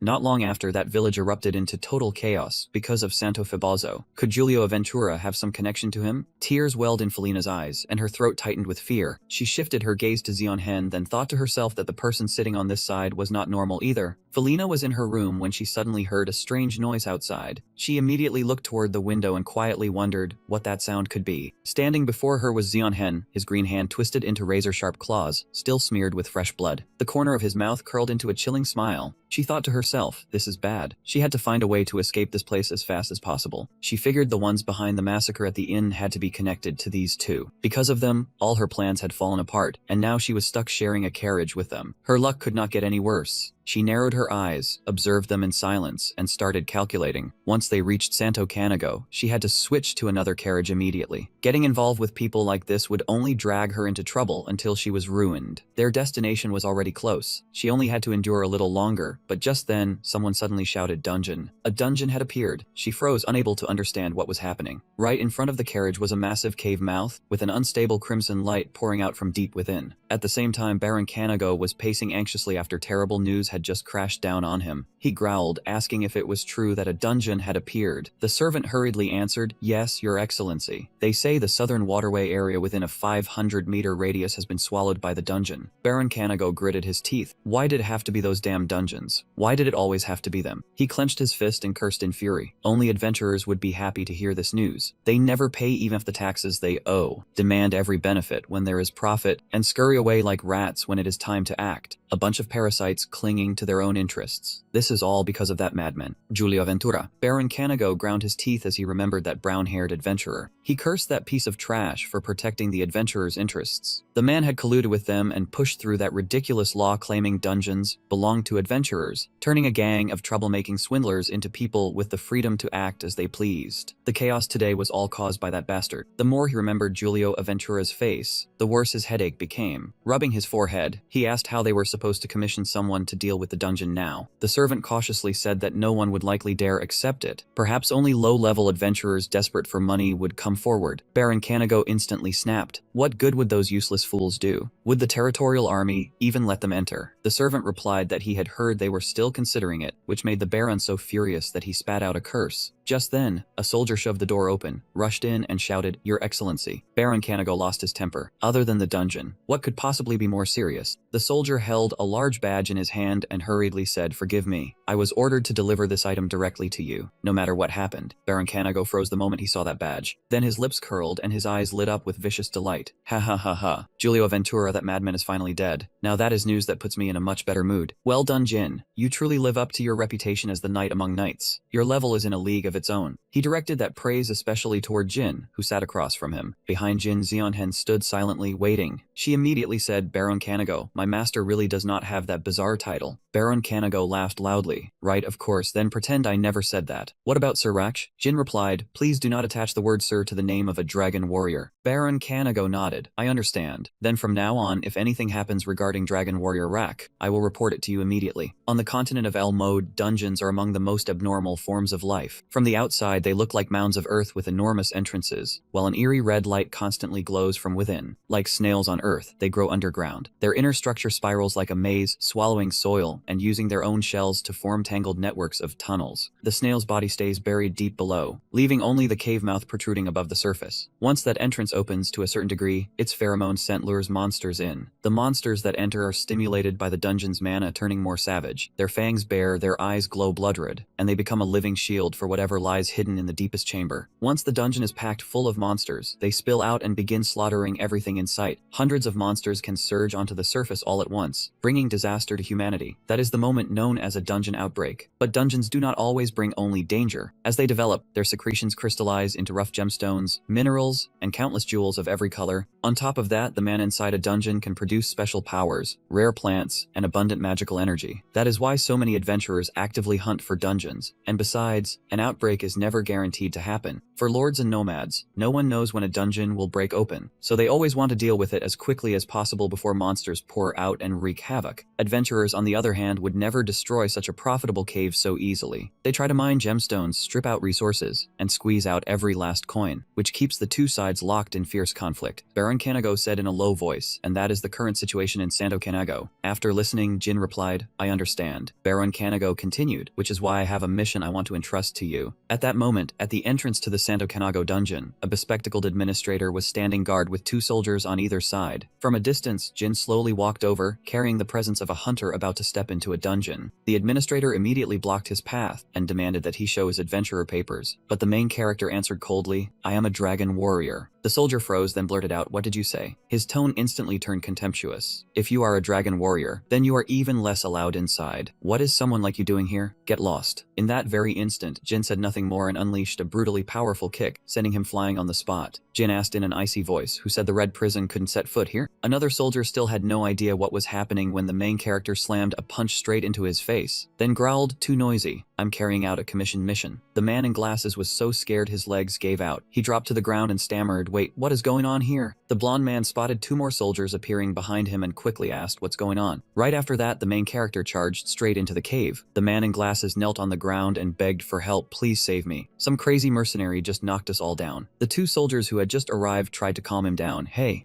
don't panic. We'll catch him right away, so stay right there." This young man continued deeper into the heart of the cave. Behind him, a soldier silently followed. The main character turned back and looked at him with a meaningful gaze. The other man slowly took off his helmet. Shanhen grinned and softly called out, "Master." He said calmly, "You're here." Shanhen replied, "Yes. The Baron has blocked the entrance pretty well." She looked around with excitement. "Wow. So this is the dungeon that only the expedition team is allowed to enter?" The main character asked, "Is that why you're so interested?" Shionhen shook her head and replied, "No. What interests me are Master's heroic achievements written across every page." He only answered softly, "Is that so?" Shionhen said, "Master, this place is really deep." He replied, "It is. The farther we go into the cave, the darker it gets." The main character thought to himself, "But if I use the energy in my dragon eyes, I can still see everything clearly." Then his pupils transformed at once. He glanced at Shinhen beside him and realized that, just expected, her eyes had transformed too. Suddenly, Shinhen called softly, "Master." From the darkness came a low growl, along with 3 rows of sharp teeth slowly coming into view. In front of them were countless, red-eyed monsters, their mouths split into 3 layers of razor teeth, crawling toward them like a swarm in an otherworldly dungeon. The main character curled his lips and said, "It's starting. The mission Baron Kanago gave us is to clear out this dungeon." Not long before, Baron Kanago had looked at him and said, "I'm counting on you." Xiaohan asked suspiciously, "Doesn't that violate the rules? Territorial law forbids interference in a lord's contracts, doesn't it?" Baron Kanago replied, "You know your laws, Holy Knight. But the expedition team are not people of this territory. They are only outsiders enjoying benefits from the land of Yayin. So I hope you will follow my plan. As for today, I will temporarily transfer the Holy Knight to the guard unit. The more the dungeon develops, the more polluted the water source becomes. The people of Yayin territory will suffer as well, so finish this as quickly as possible." At this moment, he and Shinhen were facing 7 monsters. The main character thought destroying the dungeon means he can eat the creatures inside, so this proposal clearly benefits both sides. He spoke up. "First, you try make him move." Shinhen replied, "Yes, master." Then she calmly stepped forward. Her body began to deform. Blue veins bulged violently, and her fangs stretched out with brutal menace. Her arms turned purplish, her blood vessels swelled, and then they expanded as sharp, blade-like claws grew out. The inside of her mouth glowed crimson, as if stained with blood. A pair of long, sharp horns grew from her head. Wings burst from her back, her tail was covered in spikes, and her eyes shone a blazing gold like a high-grade demon beast. The main character quietly assessed her. "We're both transforming, but the way she changes form is completely different from me." He remembered the scene of Shanhen vomiting up all her food, then guessed she did not transform through eating like he did. If this really was the result of the experiments she had mentioned, then most likely she had undergone surgical implantation. Xiaohen let out a savage roar. In the next instant, she charged straight into the monster pack. She smashed one monster apart with a headbutt, the sharp horn on her head piercing straight through its body, leaving the creature only enough time to shriek once. Another one howled and lunged at her in a frenzy. Xianhen drove all her weight down into her legs. Then she sprang up like an arrow and pinned the monster straight into the cave wall. She coldly pulled her sharp horn out of its corpse. Xianhen shifted her gaze toward the remaining monsters. One of them opened its grotesque mouth wide and let out a piercing roar. In that very instant, its mouth was nailed hard into the ground. Xianhen kept walking toward the monsters like a true beast herself. They immediately surrounded her, all opening mouths packed with razor-sharp teeth. A moment later, the sound of flesh being torn apart echoed throughout the dungeon. Xianhen unleashed a slash that tore the monster's body apart on the spot, because that creature had already been cleanly dealt with by her, without the slightest chance to resist. Xianhen trembled violently, her body gradually shifting into another form. She dropped to one knee, gasping for breath, then slowly returned to her original appearance. Jin asked whether the other holy knights possessed similar abilities. Xianhen immediately bowed her head and answered, "Ah, no sir. That ability belongs only to me. The other holy knights merely had muscle and bone tissue implanted." After hearing that, the protagonist remarked that even that alone sounded insanely expensive. Xianhen replied, "That is correct. The hardest part was finding a mimic. Thanks to it, I was able to maintain a human shape, but because funding was lacking, my body still developed a few problems." He quietly thought that mimics had definitely appeared in that monster illustration book. He recalled the description he had read, its trait was transforming into other living beings or objects, often disguising itself as a treasure chest to ambush adventurers inside the dungeon. Thinking of that beastly form, and the treasure chest packed with razor-sharp teeth, the protagonist murmured that she must have endured a great deal of pain. Zeonhen shook her head and answered, "Not at all. My memories were completely erased. I only heard about it from others, so it does not weigh on me." He kept walking forward and calmly replied, "Then that is fine." He suddenly stopped in front of a monster corpse blocking the path. The protagonist lifted it up, studied it closely, and said this one was rather unusual. It was not in the illustration book. Could the dungeon's magic have mutated it? "Let me see how it tastes." The moment he finished speaking, he opened his mouth and bit down. He took a mouthful, tore through the flesh with his teeth, and tried chewing it, but the protagonist's expression instantly darkened. He retched violently, as if he had just swallowed the most disgusting thing in the world. He collapsed to the ground, panting in heavy, ragged breaths. The protagonist gritted his teeth and asked, "What the hell is this thing?" He looked closely at the monster's corpse and silently concluded, "This is not simply dungeon monster meat. It is something molded by the magic of this place." He observed the entire swarm again and thought, they are not even alive anymore. They are only biological weapons, moving through magic. Since they moved by streams of magic, not by the contraction and relaxation of muscles, the protagonist could neither imitate nor absorb them. In his mind, he saw the current of magic controlling the monster's bodies. It felt no different from chewing through a layer of iron armor, and he panted in sheer discomfort. This grotesque object was completely incompatible with his power. The magic inside it made the protagonist vomit for the second time since his birth, and he dug his hands hard into the ground. Even the saintess, whose blood had been replaced by magic, reacted that way when eating its flesh. But before being modified, she had still been human, and the implanted bone tissue and muscles had all come from living creatures. The magic that replaced her blood was also close to real blood, so her body did not reject it this violently. He remembered how the saintess had endured snake bites to transform, then connected that to the monsters before him. But right after that, he blurted out, "No, that is not it." Zeonhen called out anxiously, "Master." The protagonist raised a hand to cover his face, his voice dropping low. "We have to move faster." Zeonhen replied, "Yes. In your sayings it is written that a knight does not swing his sword for pleasure, but so that tears no longer have to fall. We must minimize the time this dungeon spends harming the people of Santo Kanago." He answered softly, "Yes, that is exactly it." He clenched his teeth, thinking that the monsters inside the dungeon possessed far more dangerous skills than the beasts on the surface. There might even be creatures that surpass dragons, and the protagonist tightened his fist. He delivered a devastating kick to the monster corpse at his feet. He thought to himself, "But I am not exactly normal either. I will crush this pathetic dungeon as quickly as possible, then find a place with something I can actually eat." With that thought, the protagonist and Zeonhen continued deeper inside. The SSS rank adventurer Giulio Aventura's monster illustration book was a thick volume with a striking purple cover. The legendary adventurer Giulio Aventura had recorded the secrets of the dungeon. The terrain there was grotesquely distorted, with magic surging through every corner like tree roots burrowing deep into the earth. Monsters evolved in that special environment, including creatures that looked like hounds but possessed 3 jaws full of cold, sharp teeth. Monstrous shadows lurked in every dark corner, and danger was close enough to touch with an outstretched hand. But for capable adventurers, this place also promised fame and immense wealth. The protagonist frowned and cursed under his breath. "Damn it, what a joke. This is not evolution at all. It is acquired deformity." He wanted to drag the author of that book out and beat him senseless. Even knowing he could not kill a man already in the grave, he gritted his teeth and clenched his fists. However, in this place, the only thing the protagonist could do was act. As he thought that, he transformed his arm. Only a venomous, snake-like fury remained. In that very instant, he shot forward and ripped apart the monsters blocking the way. The two of them continued deeper into the dungeon. Suddenly, someone appeared and asked in a panic, "Are you the rescue team? Please save us. My companions are still inside." The protagonist said coldly, "Then you can go meet the king of hell too," and swung his hand, clawing the man's head clean off. Zeonhen asked in shock, "Master, why did this person?" He answered curtly, "Look closely. That is an undead." Zeonhen was not wrong. There really was a hole right in his chest. Jin only misunderstood because he still looked far too clear-headed. Main pressed his palm against the ice-cold cave wall. He thought to himself, this place may look like a dungeon cave, but in the end, it is still the body of a gigantic creature. His hand touched the stone wall as if feeling for every pulse moving inside it. If I can borrow its power, maybe I can trace this creature's vital point. The moment that thought crossed his mind, he remembered his own probing tentacles. He pulled his hand back, then said calmly, "We are almost there." Zeonhen said in shock, "We got here way too fast, Master. Normally, when clearing a dungeon 500 meters deep, even at top speed, it would take at least 12 hours. Main replied, "And yet we only took half that time. So those explorers really are that useless."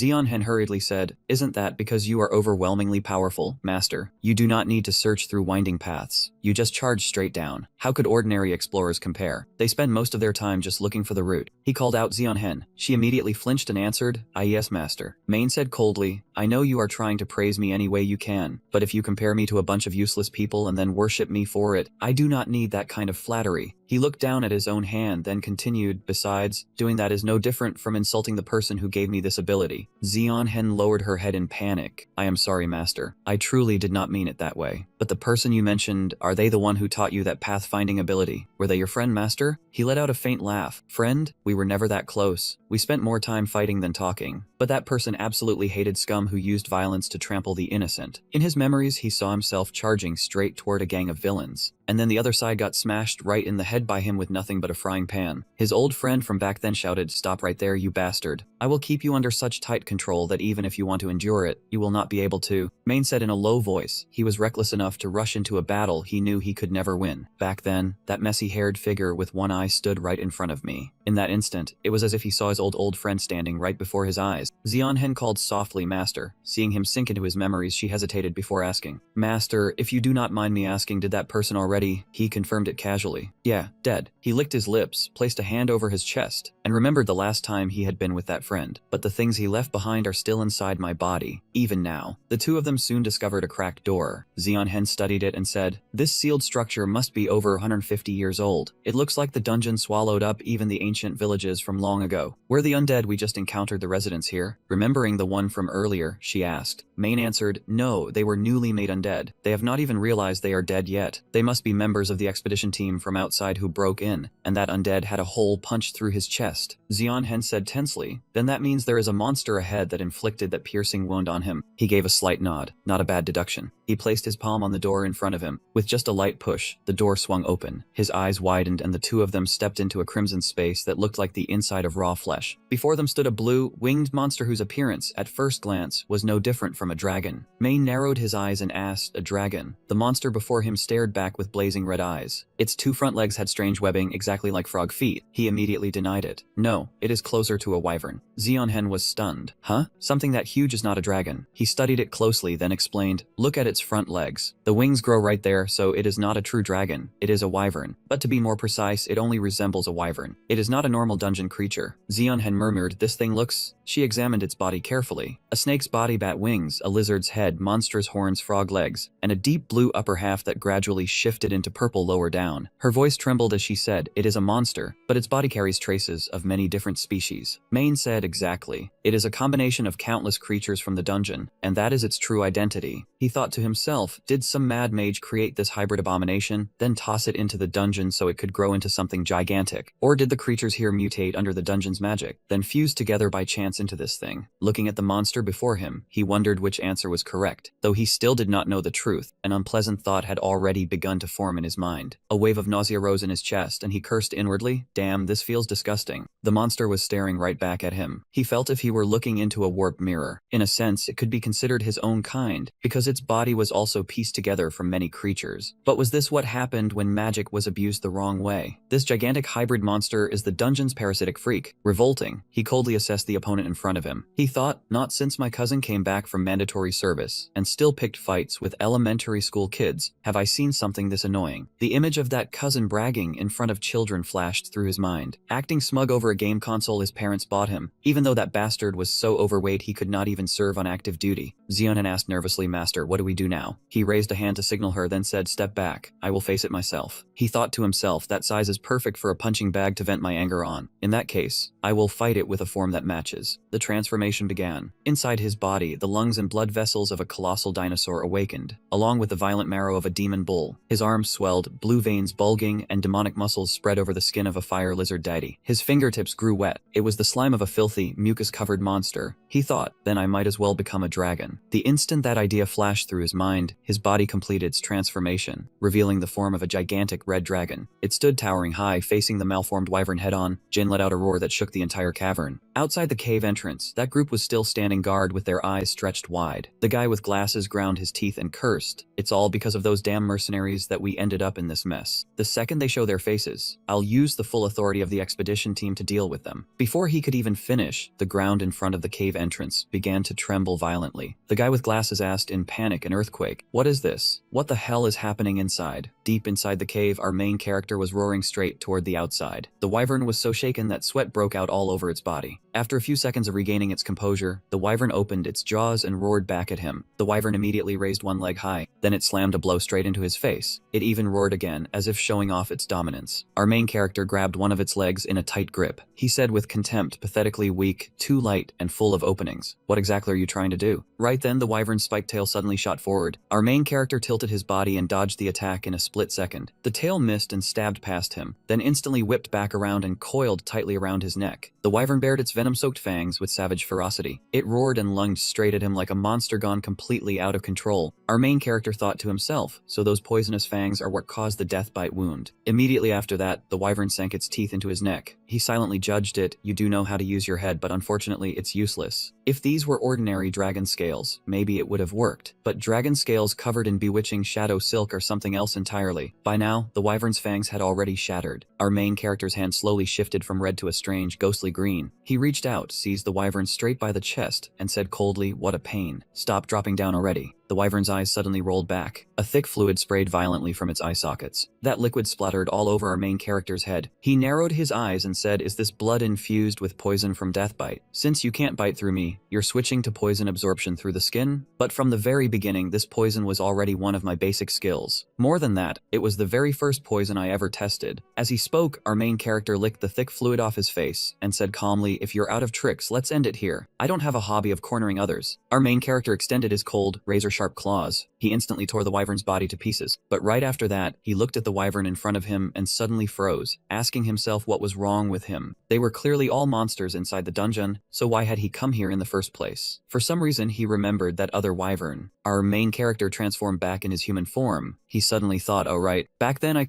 the moment that thought flashed through his mind, the wyvern slowly collapsed. It fell completely, while our main character silently lowered his eyes and looked down. Zeonhen hurriedly asked, "Master, what's wrong, Master?" He replied, "Nothing." He wondered if he had seen it wrong. Just before it died, it seemed to have smiled, making him remember the final moment of that wyvern again. What exactly was going on? But thinking about it any further was useless. Maybe because he had traveled with one of its kind from the start, strange thoughts like that had begun to surface in his head. He said, "Let's go." Zeonhen immediately replied, "Yes, Master," and the two of them left that place together. The famous explorer Giulio Ventura once wrote about dungeon entities like this. Our main character recalled the contents of the book Dungeon Entities, left behind by Giulio Ventura. A dungeon core is a spherical creature with a circumference of about 2 meters. It resembles a ball of fluff with sparkling eyes, covered in soft fur and possessing a pair of large, round eyes. Although timid, it is extremely gentle, and if it becomes close to someone, it can even obey human commands. But the reality in front of them was a lumpy pink mass of flesh, packed with eyes and mouths. Looking no different from an otherworld monster, our main character and Zeonhen were both stunned after seeing that form with their own eyes. Zeonhen hesitantly asked, "This thing seems a little different from what I knew, Master." He replied, "I think so too, probably." As he spoke, he lifted his foot and stomped straight down on it. The dungeon core instantly screeched in anger. While he continued, "It uses pheromones to seduce or manipulate other creatures. I can't be sure whether the form I'm seeing is its true appearance or not." Zeonhen could only answer, "Ah." He continued, "If someone lacks resistance to chemical or mental influence, they will become intoxicated by its pheromones and won't be able to see its true body. The form explorers see is only the dungeon core's final defensive measure, a disguise created to trigger the instinct to protect it." Ji Wen nodded and said, "I know that quote. In Jian's collected sayings, it says evil and poison are essentially the same. As long as they are dressed up in something glamorous, they can seduce people at any moment, right? I think he said during the battle against Francis de Bayret." The MC replied, "Yeah, that did happen." He thought to himself, what kind of weirdo wrote that bizarre collection of quotes anyway? Now, actually getting curious. But first, he calmly pulled out the heavy hardware. Ji Wen's eyes went wide as she asked, "Master, you even use a terrifying weapon like that?" The young man answered coldly, "But I'm not planning to kill it. I want to eat it." Ji Wen looked at that jagged lump of flesh covered in eyes and mouths, then asked with a pale face, "Eat this thing seriously?" He replied, "Of course," then swung his blade straight into the dungeon core, splitting it in two. As he struck, he said, "First I need to cut it into pieces small enough to swallow. After all, this is just the dungeon core's magic. I don't need to keep everything it knows how to do." Still, the skill that turns soil into hardened armor, and the ability to coordinate with pheromones are pretty interesting, the MC thought thought as he kept bringing the blade down. Shi Wen stood there watching, sweat pouring down her face, while her stomach began to churn violently. And then she actually turned aside and dry heaved. A dungeon is basically the shell that surrounds its core. In other words, it is part of the core's own body. The mana lines, like blood vessels, were gradually fading across the cavern walls. Once the core's function was destroyed, the magical flow running through the entire dungeon would be severed. Both the monsters and the inner space would lose their effect, and the whole place would collapse. Strange cracking sounds had already begun echoing through the cave. According to the illustrated guide, the average time for a dungeon to disintegrate was 48 hours. If they did not get out in time, they would be buried alive with it. The master and disciple immediately picked up the pace. Before long, the cave entrance appeared right in front of them. Shi Wen cried out in delight, "Master, I can see the exit." She poked her head outside and said, "Looks like it only took us about 3 hours. That's even faster than when we came in." But right outside, a squad of soldiers was already waiting with weapons in hand. Their killing intent instantly locked onto the two of them. One of them shouted, "Don't move. You're those mercenaries, aren't you? You are under arrest for assaulting adventurers." The man in glasses burst into gleeful laughter. "Serves you right, you damn mercenaries. Resisting is pointless." The master and disciple simply stared at them in silence. Suddenly, the MC's lips curled slightly. He held out his hands and said calmly, "That's right, I am a mercenary." A pair of ice-cold cuffs immediately snapped tight around his wrists. The soldiers escorted him onto the carriage as if they were hauling away a criminal. He sat silently inside the moving horse-drawn carriage. His head was lowered, and he did not say another word. In that moment, the MC suddenly remembered that he had once been handcuffed like this before. He had also once sat in a prisoner transport just like this one. He gave a faint laugh and muttered, "That's right. Something similar happened to me a long time ago. Back then, a boat glided quietly across the water in the early morning. Felina was sitting aboard the boat, and the sound of her instrument drifted through the breeze. On the deck, two people chatted leisurely. Having this much free time really is nice. It's nothing like what Prince Edward went through back then, especially now that the war against the demon race is over. Now the kingdom had nothing left to look forward to except peace and reconstruction. One person joked, "I wonder when the pirates will attack us." "Oh wait, this is a river, so I guess we should call them river bandits." "Haha, just kidding. What kind of idiot would target a shabby passenger boat with nothing worth stealing anyway?" The moment he finished speaking, the hull was struck hard. The alarm rang out. Pirates sighted. All crew members prepare for battle. At the same time, the raiders' ship slammed into the side of the passenger boat. The two people who had just been joking instantly panicked, their faces drained of all color. A barrage of iron hooks shot over and sank deep into the ship's side. The pirate captain roared, "Capture them all. Don't let a single one get away. Our Ramhat River bandit gang is taking over this place." One pirate swung his sword and slashed a crewman's arm, making the man scream in pain. Another drove a punch straight into a crewman's stomach, forcing a choked grunt out of him. The leader immediately warned them, "Hey, don't injure them too badly. If they can't be forced to work anymore, what value do they have left?" A man lying on the floor asked in a trembling voice, "Forced to work? Are you planning to turn us into slaves? You bastards. Slavery has been banned in the kingdom of Giantine." The leader sneered and replied, "Yeah, that's true here. But what if we take you to another country?" An old sailor said in a shaking voice, "Those clothes, those methods. What is your connection to Captain Philip?" In his mind, the image of that cigar-chewing captain from years ago appeared. The leader smirked. "Didn't expect one of you rotten fish to know my father. Guess you must know a thing or two about the open sea, huh?" The old man gritted his teeth. That bastard Philip may have been a pirate, but at least he still held on to the last shred of honor. And yet his son is trafficking slaves. Before the old man could finish, he was sent flying by a brutal kick. The black-clad leader laughed in contempt, saying his father only got captured because he kept clinging to so-called righteousness. To him, money and survival were worth more than anything else. He immediately ordered his men to round everyone up and lock them in the hold. The soldiers answered in unison, then quickly herded everyone on the boat into one place. Just then, a hand suddenly pushed the door open. A calm voice rang out, saying it was finally time. If they sold them as slaves, the profit would not match looting cargo, but it would still bring in money. Besides, passenger boats were usually less armed than merchant ships at sea, so attacking them was much safer. The person who had just stepped out analyzed with ease. Jin was holding a monster in his hand at that moment, still chewing with obvious satisfaction, then nodded and said, "That actually makes a lot of sense." The leader looked at the main character and praised him, saying this kid seemed pretty smart after all. Inwardly, he judged that the brat in front of him looked like an ordinary mercenary, yet somehow carried the scent of a truly vicious thug. "He is definitely the same kind of person as me," the man thought, putting on his straw hat and laughing with delight. The more he looked, the more the kid suited his taste. He reached a hand toward him and offered, "Why don't you join up and become my co-worker?" Xianhen froze on the spot, only managing to let out a confused, "Huh?" Jin also slowly stretched out his hand, pretending as if he wanted to shake with him, but his hand began to warp in a bizarre way, making Xianhen cry out in panic, "Master, what are you doing? He is Akama the pirate." The instant the main character's hand was about to touch the leader, tiny sparks flashed between his fingertips. Suddenly, a blinding burst of light exploded right in front of everyone. A massive flame shot from Jin's hand, twisting like fire element magic before swallowing the leader in an instant. He said coldly, "Why should I bow my head to a creature even lower than myself?" He recalled that not long ago, after eating Dandu Yinki, he had gained a new ability. It was the dungeon core, covered in countless eyes and mouths. That ability allowed him to freely control pheromones, a form of purple magic that hovered and spread through the air. Dandu Yinki synthesized chemical compounds in a transformed liver-like organ to create pheromones. The substance flowed through the blood vessels, gathered in sweat glands beneath the skin, then escaped through the pores, and the main character had memorized that entire metabolic process. From that mechanism, he came up with an extremely interesting idea. Dragons synthesized flammable substances inside their bodies, but since those substances were produced in the lungs, they could only breathe fire from their mouths. The fuel inside a dragon's lungs allowed it to launch flames. Gohammer's sweat glands, on the other hand, could force mucus outward with tremendous pressure to create powerful adhesion. That was a skill of lizard-like species, while the blood vessels of giant dinosaurs transported blood throughout the body using auxiliary hearts. Dragons had 3 hearts. If he combined all of these traits, he could synthesize a dragon's flammable fuel inside the living chemical factory known as Dandu Yinki, let it flow into his blood vessels, then use the giant dinosaur heart to transport it throughout his body. Finally, he used the overwhelming pressure from his sweat glands to shoot the fuel outward. When that substance rubbed against the air, it immediately ignited, and Jin clearly remembered the moment he guided the fuel through his blood vessels to his fingertips and created the explosion. From that, he realized his hands could also shoot fire. Last time, when he had been handcuffed, he had quietly wondered about something. Hadn't the main character been dragged away by a carriage right after leaving the dungeon? He had been escorted onto the carriage, but unfortunately for those soldiers, they were actually Baron Kanago's men. Jin traveled with them for a while, then was released. The whole act of escorting a ragged mercenary was really just a stage performance to fool the adventurers. Otherwise, how could he have obediently let his hands be cuffed so easily, even smiling faintly as it happened? Back in the present, the pirate leader had already been burned black as charcoal. Jin looked at the result and said calmly, "Looks like this move is pretty useful after all." The Hetland underlings screamed in panic. Leader Quan Ji got burned by fire attribute magic. Hurry, use water element magic to put out the flames. One of them had just managed to raise a new spell formation, but his formation was cut short by a light sweep of a sword that sliced across his body. He only managed to cough once before collapsing onto the floor. His corpse fell behind Jianhen, while she was focused on something else entirely. It was the sword held firmly in her own hand. Another man roared in fury, "You bitch," then immediately charged straight at her. Jianhen reacted with incredible speed, lightly swinging her sword and giving each man a clean slash. She lowered her eyes to the hand gripping the sword hilt tightly. A question echoed in her mind. What is this feeling? The sensation of holding a sword right now was completely different from before. What exactly is going on? That unfamiliar feeling made her lower her head and look at the sword once more. At that moment, Jin was raising both hands forward like a mage about to cast a spell. From his 2 palms, 2 streams of purple smoke shot straight toward the pirate's ship. One man shouted in terror, "It's poison, it has to be poison. This despicable bastard is using poison again." He hurriedly covered his nose, jumped onto the passenger boat, and shouted, "Hurry, jump over to the other boat." He thought he had escaped the poison cloud once he set foot on the civilian's boat, but immediately after, a thick fog surrounded him completely. He was so panicked he nearly suffocated with only one question left in his mind. What is this fog? The exact moment he turned his head to look over, a hand suddenly reached out and grabbed him right by the face. Jin squeezed his head tightly, his hand still releasing poisonous gas, then dragged him to the edge of the boat. The pirate could only mumble helplessly in despair. Then the main character calmly let go, allowing the pirate to splash down into the cold water below. The gold froze the pirate solid on the spot, leaving him able to stammer only a few broken sounds. The main character looked down at his own hand and realized that as long as he blended the right compounds, he could instantly create anything, from paralyzing gas and toxins to blinding smoke screens. Right then, a hulking giant packed with rippling muscles suddenly appeared behind him. The man's blade came chopping straight down, carrying a chilling killing intent, but he fired flames from the soles of his feet in time, launching himself into the air to dodge, then reinforced his fist in an instant. From above, the main character dropped a punch as heavy as a sledgehammer, crushing the man deep into the ship's hold. Blood and splinters of wood sprayed everywhere in scattered droplets. He calmly analyzed it. As long as his feet released enough firepower, it could create thrust, letting him jump this high without altering his muscles at all. The young man turned his head and asked coldly who had shown up. As it turned out, another lab rat had delivered itself right to his door. Felina stood behind him, cold sweat pouring out as panic filled her heart. Why was this person here again? A short while later, he and Xionhen sat on the ship's rail, while the sailors busied themselves cleaning up the pirates who had just been taken down. One sailor bowed gratefully, thanking them again and again for saving their lives. The main character only told them calmly to hurry up, get things in order, and continue the voyage. Xionhen looked down at her own hands and softly called out to her master, her face still full of shock. She remembered the moment earlier when she had held her sword and fought. What exactly was that feeling? feeling. Why had everything become so different? The sword in her hand had felt as if it had become one with her own body. She silently studied the blade gripped in her hand. It felt like this was the first time she had sensed it so clearly. She glanced behind her at the people she had just knocked down, then thought to herself that this slash had been far cleaner, no longer rough and clumsy like before. She looked at her hand and asked him whether this had ever happened before, because no matter how she thought about it, she still could not understand what that feeling had been. While eating, he said he would teach her how to control her body better. Zeonhen asked in surprise, hadn't she already learned how to move in a way that suited her physique? He replied that that had only been training within the limits of an ordinary human. Her case was completely different. Zeonhen suddenly remembered her own transformation ability and gave a soft ah as if she had finally understood. He said that in the Red Prison, she had only been able to use about 10% of her strength, but in the battle just now, that had risen to 30%. Her panic combat style and her ability had both improved noticeably. Zeonhen's eyes immediately lit up. She happily asked if that was true, then cheered with excitement. But right after that, she asked curiously how to shoot fire from her hands. If she learned that move, would she be able to use it like he did? He stared at her in silence, images flashing through his mind of burning enemies to charcoal and using poison to blind them. There was also the time he released toxic gas to paralyze an entire group, then dropped a pirate into the sea and let the water swallow him whole. And now she wanted to learn those things. The more a person matured, the more easily their humanity could be worn away. He looked at Zeonhen and thought to himself that when she fully grew into her power, he did not want her to become someone like him. In Hanyo-Dijudo, the largest trade and fishing port in the kingdom of Jijiang Canton, countless ships docked side by side beside rows of crowded buildings. Zeonhen exclaimed that this was her first time setting foot in this port city, then started to ask whether her master had ever been here before. Before she could finish her sentence, she froze when she saw a merperson swimming right in front of her. Zeonhen cried out in shock that it was a demon merperson, immediately reaching for her sword. He quickly told her to look carefully. That was not a demon but an Aquarian, making Zeonhen ask back in confusion. He explained that their skin was a layer of horn, not scales. Their tails were horizontal, not vertical, which was a trait of dolphins. This Aquarian had a blue upper body, a fishtail for a lower half, and a fin on their back. He told her to observe her surroundings carefully, because this was a city of Aquarians belonging to the marine mammal group. Zeonhen looked around and saw a burly walrus man chatting with a polar bear man. The master and disciple walked toward a building. Zeonhen turned pale and muttered that she was getting a little dizzy, because she had seen things far beyond her understanding. It was the inn they had reserved in advance, but while she was still calling for her master, he suddenly noticed something. He told her to go in first. Zeonhen obediently answered yes and went inside. He walked over and opened a door with a sign that said employees only. Inside, a royal assassin welcomed him to Hanyo-Dijudo and asked the purpose of his trip. He only answered briefly that he was sightseeing. The royal assassin immediately handed over a card and said that if so, he would need this. This time, the prepared identity was Jack Clark, a 31-year-old mid-rank knight. Even though it was only the lowest tier, the title of knight still made moving around much more convenient. He looked at the card and realized that since he was now a lower knight, he first needed to change into clothing that fit the role. Right after that, he put on a suit of armor with a blue underlayer. As he walked, he recalled that Hanyo-Dijudo was a key trade port of the kingdom. This port city had grown tremendously thanks to restored relations after the incident, where the kingdom's founder, Niger Ziasw, fell into the water. At least that was what he had heard. He continued recalling the information he had read before, that this area was currently under blockade because of Zekin's appearance, and that was also exactly why he had come here. Zekin was a giant squid that appeared only in legends, with its massive head, many eyes, and countless long tentacles. In an Isekai world crawling with monsters like this, it was not strange at all that Zekin actually existed. He smirked and thought that a gigantic legendary creature like that could never be useless. It would definitely become the perfect material for upgrading his own power. And yet, strangely enough, Jin swept his eyes around the area, and the unease in his heart only grew stronger. He had a gut feeling that Zekin had already set foot in this place, but the scene before him was unbelievably peaceful. If anything, it was the complete opposite. Our MC passed by a restaurant with a grand opening sign hanging out front, and a commemorative menu promotion set right beside the entrance. He quietly muttered the word commemorative, but the more he thought about it, the more something felt off. The moment the server inside saw this young man walk in, he quickly came forward to greet him. He warmly said, "Welcome, sir. Would you like to order a serving?" The MC nodded and said he'd seen the banner outside. The server replied, "Yes, 5 silvers per serving. This is our restaurant's signature fixed centipede roll." After Kim licked all 3 plates completely clean like a man possessed, the waiter bowed politely and asked how the food was, explaining it was a new menu item and they'd really appreciate some feedback. As a bonus, filling Filling out the survey would earn a free juice or coffee. This guy immediately blurted out to just mark everything as delicious for him, but before he could even finish, the waiter cut in saying their restaurant had just signed a franchise deal with Tonget. The main character frantically waved his hands, saying no, that's not what he meant, Zekin. But the waiter kept going on and on about how this was a famous restaurant chain from Santo Canago, dedicated to delivering premium quality service. The waiter then launched into an explanation about their loyalty points system for every visit. The young man closed his eyes in defeat, forced to endure a never-ending presentation about their gourmet chef, who had 5 whole years of expertise specializing in squid dishes. They only focus on signature squid dishes, absolutely worthy of 3 Michelin stars. Our hero was internally screaming, "That's not the point here. Should I just bite this kid's head off already?" He realized that aside from Ho, this waiter might be the most formidable enemy he'd ever faced. After a grueling 30 minutes, he finally extracted the information he needed. A creature with countless tentacles had just appeared beneath the ocean. Above the seemingly peaceful sea surface, a voice rang out declaring that a catastrophe lay dormant deep beneath the ocean floor. It was both nature's shackle and a silent devourer of life. While the cold sea breeze swept across every wave, a killer whale beastman named Defiso held a fish in his hand and continued his introduction, presenting this as the colossal destroyer of the vast ocean. Right at that moment, something suddenly broke through the water's surface. Defiso immediately raised his voice for the grand reveal. "That was Jackal," he announced, hurling the fish toward the massive silhouette ahead. A tentacle shot out instantly, snatching the fish in the blink of an eye. From beneath the waves, the enormous body of an octopus with countless tentacles gradually came into full view. It was an orange octopus with perfectly round eyes, its mouth letting out a soft meow sound. Defiso cheerfully announced this was Gabby the octopus. The crowd on shore immediately erupted with shouts of how huge and adorable it was, their cheers echoing across the entire area. The main character was completely speechless. He muttered under his breath, asking if this thing nearly became a tourist attraction. Plus, it wasn't even that big, looked more like a kitten, honestly. Defiso stroked Gabby and praised it for doing a great job. The octopus happily chirped Miyazo, while our hero just stood there thinking he came all this way for this nonsense, when he could have stayed home and slept. Huh? Right then he spotted a boat charging toward them from the distance. The vessel closed in rapidly at breakneck speed. It was now only a short distance away from Gabby. Defiso immediately screamed out Miyazo. On the deck of the boat, the silhouettes of several strangers gradually became visible. They all leaped into the air simultaneously before landing, led by a lion beastman at the front, along with a whole mob of lackeys crowding behind him. The lion beastman let out a slight sigh, his face dripping with impatience. He roared that he was an adventurer from distant lands, addressing the wretched monsters before him. The lion beastman bellowed that this time he wanted a real answer from every single one of them. The lion beastman and his crew all turned their gaze toward Defiso and Gabby, causing everyone nearby to start whispering nervously among themselves. What's going on? What kind of problem is the adventure leader dealing with exactly? The main character picked at his ear and said coldly that the noise was giving him a headache, asking if they'd keep it down for once. The lion beastman growled that they came for answers, telling them to cut the meaningless chatter and respond immediately. What are you planning to do? The lion beastman glared at Gabby with sharp eyes, while the octopus broke into a nervous sweat and squeaked out Mia. He replied calmly that no means no, he already said he wasn't interested. Why was this guy clinging to him like Giulio Aventura and being such a pest? The lion beastman gritted his teeth, saying they clearly couldn't understand each other, and that was absolutely not the answer they wanted to hear. He frowned and pointed out that from the very start, the lion only wanted to hear what suited him. If he never intended to negotiate, why even bother pretending to have a conversation? The lion beastman drew the sword from his back and coldly declared that when words fail, strength decides. The young man immediately snapped back, calling him completely beyond saving. The lion beastman pointed his blade at him and ordered his troops to prepare for battle. He muttered in confusion that his ears were still working fine. So how did things escalate to this? Fighting itself wasn't scary, but in this chaotic action situation, staying on guard was the smart move. Suddenly his expression darkened. A spear slammed straight into the deck out of nowhere, followed by an ice-cold voice demanding they talk or else. Or maybe they should just wreck this boat entirely, Captain. Right then, 4 seal beastmen appeared and swiftly restrained everyone on board. The lion beastman froze for a moment before blurting out a stunned, "Oh my god." He immediately scolded them, asking what kind of land animals think they can pilot a ship into their waters, called them a bunch of lunatics, and suggested since they were already here, they might as well stop by a hospital to get their heads checked. The clueless fools. The lion beastman gnashed his teeth and snarled, calling them swimming pigs and swearing he would never forget this humiliation. The whole gang cursed loudly, yelling, "Just wait, you swimming pigs," before hastily steering their boat away. He watched them leave and remarked casually that he told everyone those guys were nothing but trouble. He grabbed a fish from the bucket while apologizing to Gabby, saying sorry about the commotion right during lunch hour. Gabby's eyes went wide and it squeaked Mia-oh as the fish suddenly flew straight toward it. Then it panicked with a frantic Mia-oh because the fish nearly slipped out of reach. Kim instantly shot his hand out like a true hunter, snatching the fish midair with perfect precision. Kim took a bite bite, casually remarking that it was still fresh, which made Defiso freeze up and let out a stunned huh of pure disbelief. While chewing away, the main character calmly mentioned he had a few questions to ask if it wasn't too much trouble. Before them stretched a massive harbor, the deep blue sea extending endlessly alongside rows of ships docked side by side. The brief little tour wrapped up in a flash, and he immediately followed the group of killer whale beast folk who were leading the way. Defiso sat on the dock, waving the main character over and saying this was the spot. He glanced around looking confused, asking if this was supposed to be an office because it sure was unique. Defiso fired back asking what exactly he wanted to know. The main character brought up what the lion beast folk said earlier about wanting to hear an answer, then asked what that was really all about. Defiso let out an ah like something just clicked, then asked if he'd already seen Gabby. The young man repeated the name Gabby, and Defiso explained that was the giant octopus that showed up earlier. He recalled those strangely sparkling eyes the creature had, then just mumbled an understanding in response. Defiso gritted his teeth, saying those adventurers were trying to kill an adorable little one like Gabby. A few months back, the demon tribe launched a massive assault aimed directly at the royal palace. When the Demon King's navy attacked Hinyo-Judo, they clashed with the Zekken. At that time, the Zekken appeared near the city alongside the Demon King's warships. After the Demon King was eliminated, they immediately retreated, and thankfully the city came out unscathed. Later, while dealing with the Zekken eggs left behind, Defiso dove underwater and discovered a terrifyingly large number of them. One of those eggs unexpectedly hatched, revealing a tiny orange octopus inside. From that moment on, it saw Defiso as its parent and stayed by his side ever since. To Defiso, Gabby was just as precious now as it was back then. Defiso continued, saying those adventurers used the excuse that Gabby was a dangerous monster to justify attacking it, but there was definitely a hidden agenda behind it all. This guy recalled he panicked and pointed out that Giulio Aventura, the United Beastfolk Nations, always preached about unity for all beastfolk. They claimed no discrimination, recognizing the freedom of every member just like humans and elves. In his mind, he noted this was basic beastfolk knowledge that Hippanic had taught him. Defiso replied coldly that the beastfolk on the mainland were never their brothers. Giulio Aventura, the United Beastfolk Nations, had only existed for about 50 years, yet they still mistreated and discriminate against marine mammal beastfolk like them. Defiso declared they would defeat them, claim their position at Hinyo-Judo, and become part of the kingdom of Gorgon Kenton. When that happened, Hinyo-Judo would become the kingdom's largest trade port, and only then could anyone talk about equality among all beastfolk. Defiso trembled as he recalled that 50 years ago, the mainlanders started sending envoys to his ancestors. 50 years ago, a lion beastfolk confronted a killer whale beastfolk, demanding to know why he wouldn't return to the kingdom. The killer whale beastfolk replied that he'd just found where he belonged only to be summoned back, then exposed the shameless scheme targeting the trade port. The lion beastfolk rolled up his sleeves, snarling that if that was how it was going to be, then there was no choice but to use force, and ordered his subordinates to beat him down. But at that very instant, the killer whale beastfolk grabbed the lion beastfolk by the collar. Make sure to subscribe to the channel to keep the motivation going. The lion panicked and yelled wait, but before the words even left his mouth it was already too late. The killer whale beastfolk immediately slammed him face first into the ground. The impact knocked out several of the lion beastfolk's teeth and left him lying motionless on the spot. Defiso explained that from then on, they used their status as adventurers to constantly harass his people. They even seized every commanding position at the Santo Ancamasia branch. The one from earlier was a descendant of that lion from the United Beastfolk Nations envoy, and 50 years later things had only gotten worse. He thought to himself that the beastfolk from earlier turned out to be a descendant of the envoy from 50 years ago, and that original envoy had been a lion beastfolk. Defiso wrapped things up saying that was the whole story, then asked if all his questions had been answered. Duke Gu was considered an intermediate rank knight. The main character suddenly understood, remarking no wonder Defiso spilled everything so easily, then asked straight up what the old man wanted from him. Defiso replied that he was glad things moved along so quickly, so they could cut right to the main issue. He asked simply what Defiso wanted and what he could offer in return. Ships continued coming and going at the harbor, and the main character quietly took his leave. Defiso stood watching his retreating figure, cold sweat pouring down nonstop. Right after that, his legs gave out and he collapsed flat on the ground. His subordinates rushed over in a panic, frantically asking if the captain was alright. Defiso shakily pulled himself back up, muttering that the night from just now was absolutely not normal. A seal beastfolk immediately responded that understood, they would tail him right away. But Defiso barked no, absolutely do not follow that man. He himself had considered doing the same thing, but his instinct screamed at him to stop. Defiso warned that if anyone gave a stupid order like assassinating that guy, they needed to deal with that person immediately, because he was clearly no ordinary intermediate rank knight. That man was a genuine monster. Defiso recalled the young man's silhouette and the terrifying mana radiating from his entire body. At the port of Xinhen, a girl clutched her stomach, groaning as waves of pain hit her one after another. Since her taste buds didn't agree with her master's cooking, the meal was a disaster, and she wondered where on earth she'd been dragged to this time. Suddenly a voice rang out, as if someone just recognized the knight Xionhen. Xionhen turned around, confirming it was her, then asked what was going on. Standing before her now was a red-haired nun. The nun quickly grabbed Xionhen's hands, excitedly saying she couldn't believe she actually ran into Knight Xionhen in a place like this, that the goddess must truly be watching over her. Pulling back her hood to reveal of cat ears, she loudly announced that this was huge news because Knight Xionhen was right here at this very moment.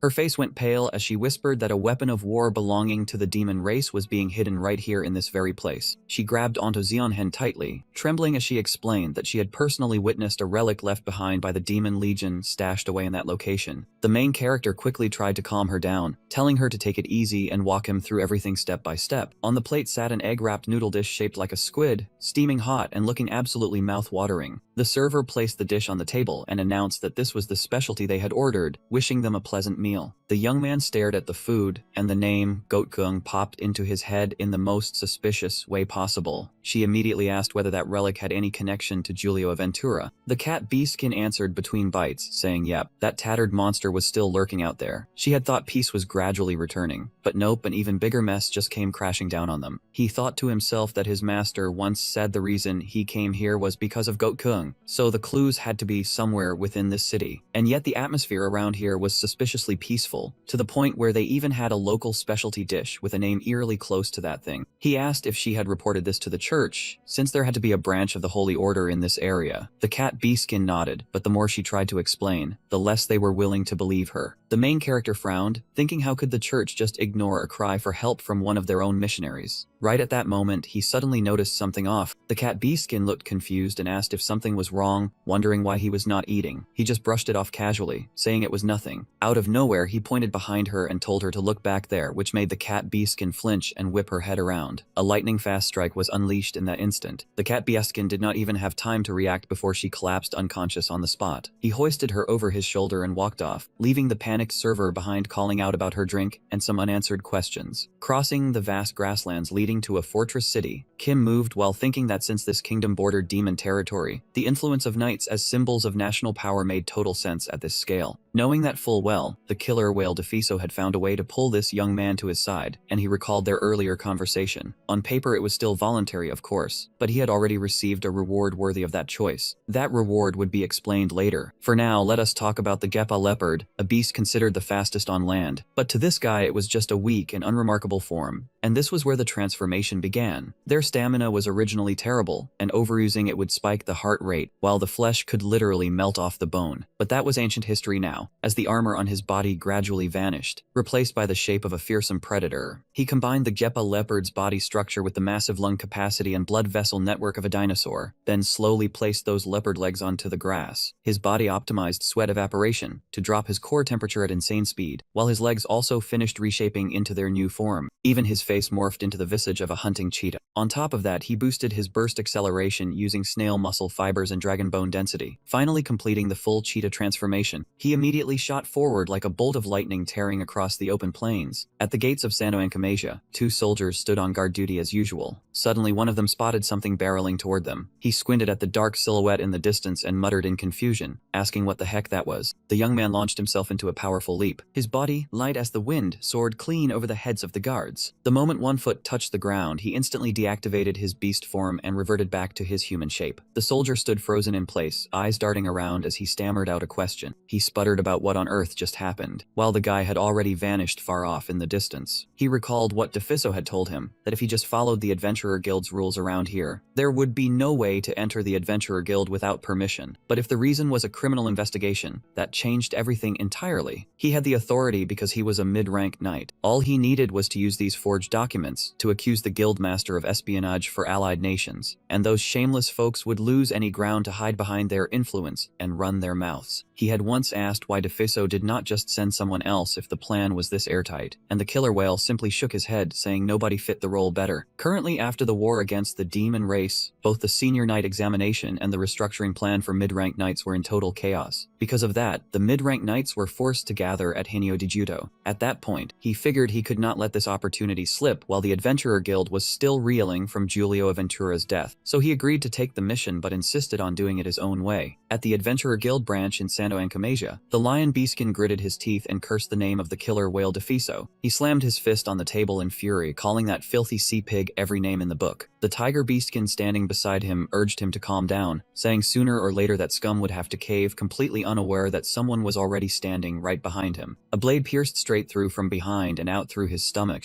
and the tiger beastkin could only choke out a single agonized gasp. The lion beastkin spun around just in time to blurt out a single question about who was there. The very next second, his throat was already being crushed in a grip. The lion beastkin's body was hoisted high into the air as he panicked and stammered out desperate pleas for his life. But the next instant, he was slammed into the ground with brutal force. Kim instantly reached out toward him, eyes cold as a hunter locking onto prey with zero hesitation. Blood and flesh splattered everywhere, and the main character smirked as the prize settled neatly into his grasp. He immediately launched himself out of the room, moving like a monster tearing through a dungeon at full speed. At that exact moment, a violent explosion ripped through the space without warning. The lackeys scrambled to set up a water barrier formation, screaming that there was a fire blazing out of the guild master's room, and they needed to put it out immediately. Once the flames were extinguished, the entire room was nothing but a charred black wasteland. The group trembled as they stared at the burnt corpse on the floor, next to which sat a strange blue orb. They panicked, demanding to know who could have done this to their guild master. From behind them, this guy stepped forward calmly and said it could be an assassination, and that he would personally investigate the matter. One of them immediately barked, asking who he thought he was to conduct an investigation. The young man replied coldly that he was mid-rank knight Jack Clark, then told the fool to step aside. The whole crowd erupted in murmurs, because a mid-rank knight showing up right at the crime scene was no small deal. They wondered why a mid-rank knight would even be in a place like this. While the main character casually strolled over to the corpse, without a care in the world, he touched the blue orb, and immediately a fragmented voice echoed from within. The crowd whispered that it was a recording device, and the orb continued playing a message saying this was an order from that person, and that the job had been completed perfectly. The voice inside the orb coldly declared they no longer needed him. Another voice frantically denied it, and the bystanders realized those were the voices of the guild master and his assistant. The main character announced this was undeniable evidence, so the case needed no further investigation. Internally he was laughing, because he had used their own throats to replicate their voices flawlessly. He placed his hand on the carpet and mentioned there seemed to be something underneath. In his mind, this guy recalled coating it with salamander mucus so it couldn't be burned away. When the carpet was flipped over, a stack of documents appeared, leaving everyone stunned as they realized these were classified files. The documents clearly detailed tax evasion suspicions, and the group was shocked, wondering if the guild master had been a mole all along. The main character thought to himself that finally, the motive for the assassination had been perfectly staged. The timing was flawless too, since the lion-bodied messenger was now dead, erasing every loose end completely. Right at that moment, the cat beastkin Duyin slowly opened her eyes and asked in confusion what on earth had happened. She wondered where she was, then realized she was sitting inside a round basin, her entire body engulfed in blinding light. The cat beastkin Duyin cracked her eyes open, a weak groan slipping from her throat. She looked around in panic and asked where she was, finding both her arms and legs bound so tightly she couldn't move an inch. Xianhen spoke calmly, saying she had finally woken up, while the cat beastkin cried out in terror, calling her a holy war priestess and asking why she would do this. Xianhen pulled out an iron rod and said she had checked with the church, and they confirmed no missionary matching her description had ever existed. So she searched her belongings and tossed out a card, causing the cat beastkin to go pale, realizing it was her forged adventurer's license. Xianhen twirled the sharp tip of the iron rod in her hand, slowly reciting teachings about loving thy neighbor and forgiving thy enemies, but never forgetting those who wear masks of righteousness. She coldly stated this was the secret decree entrusted to her by the Pope himself.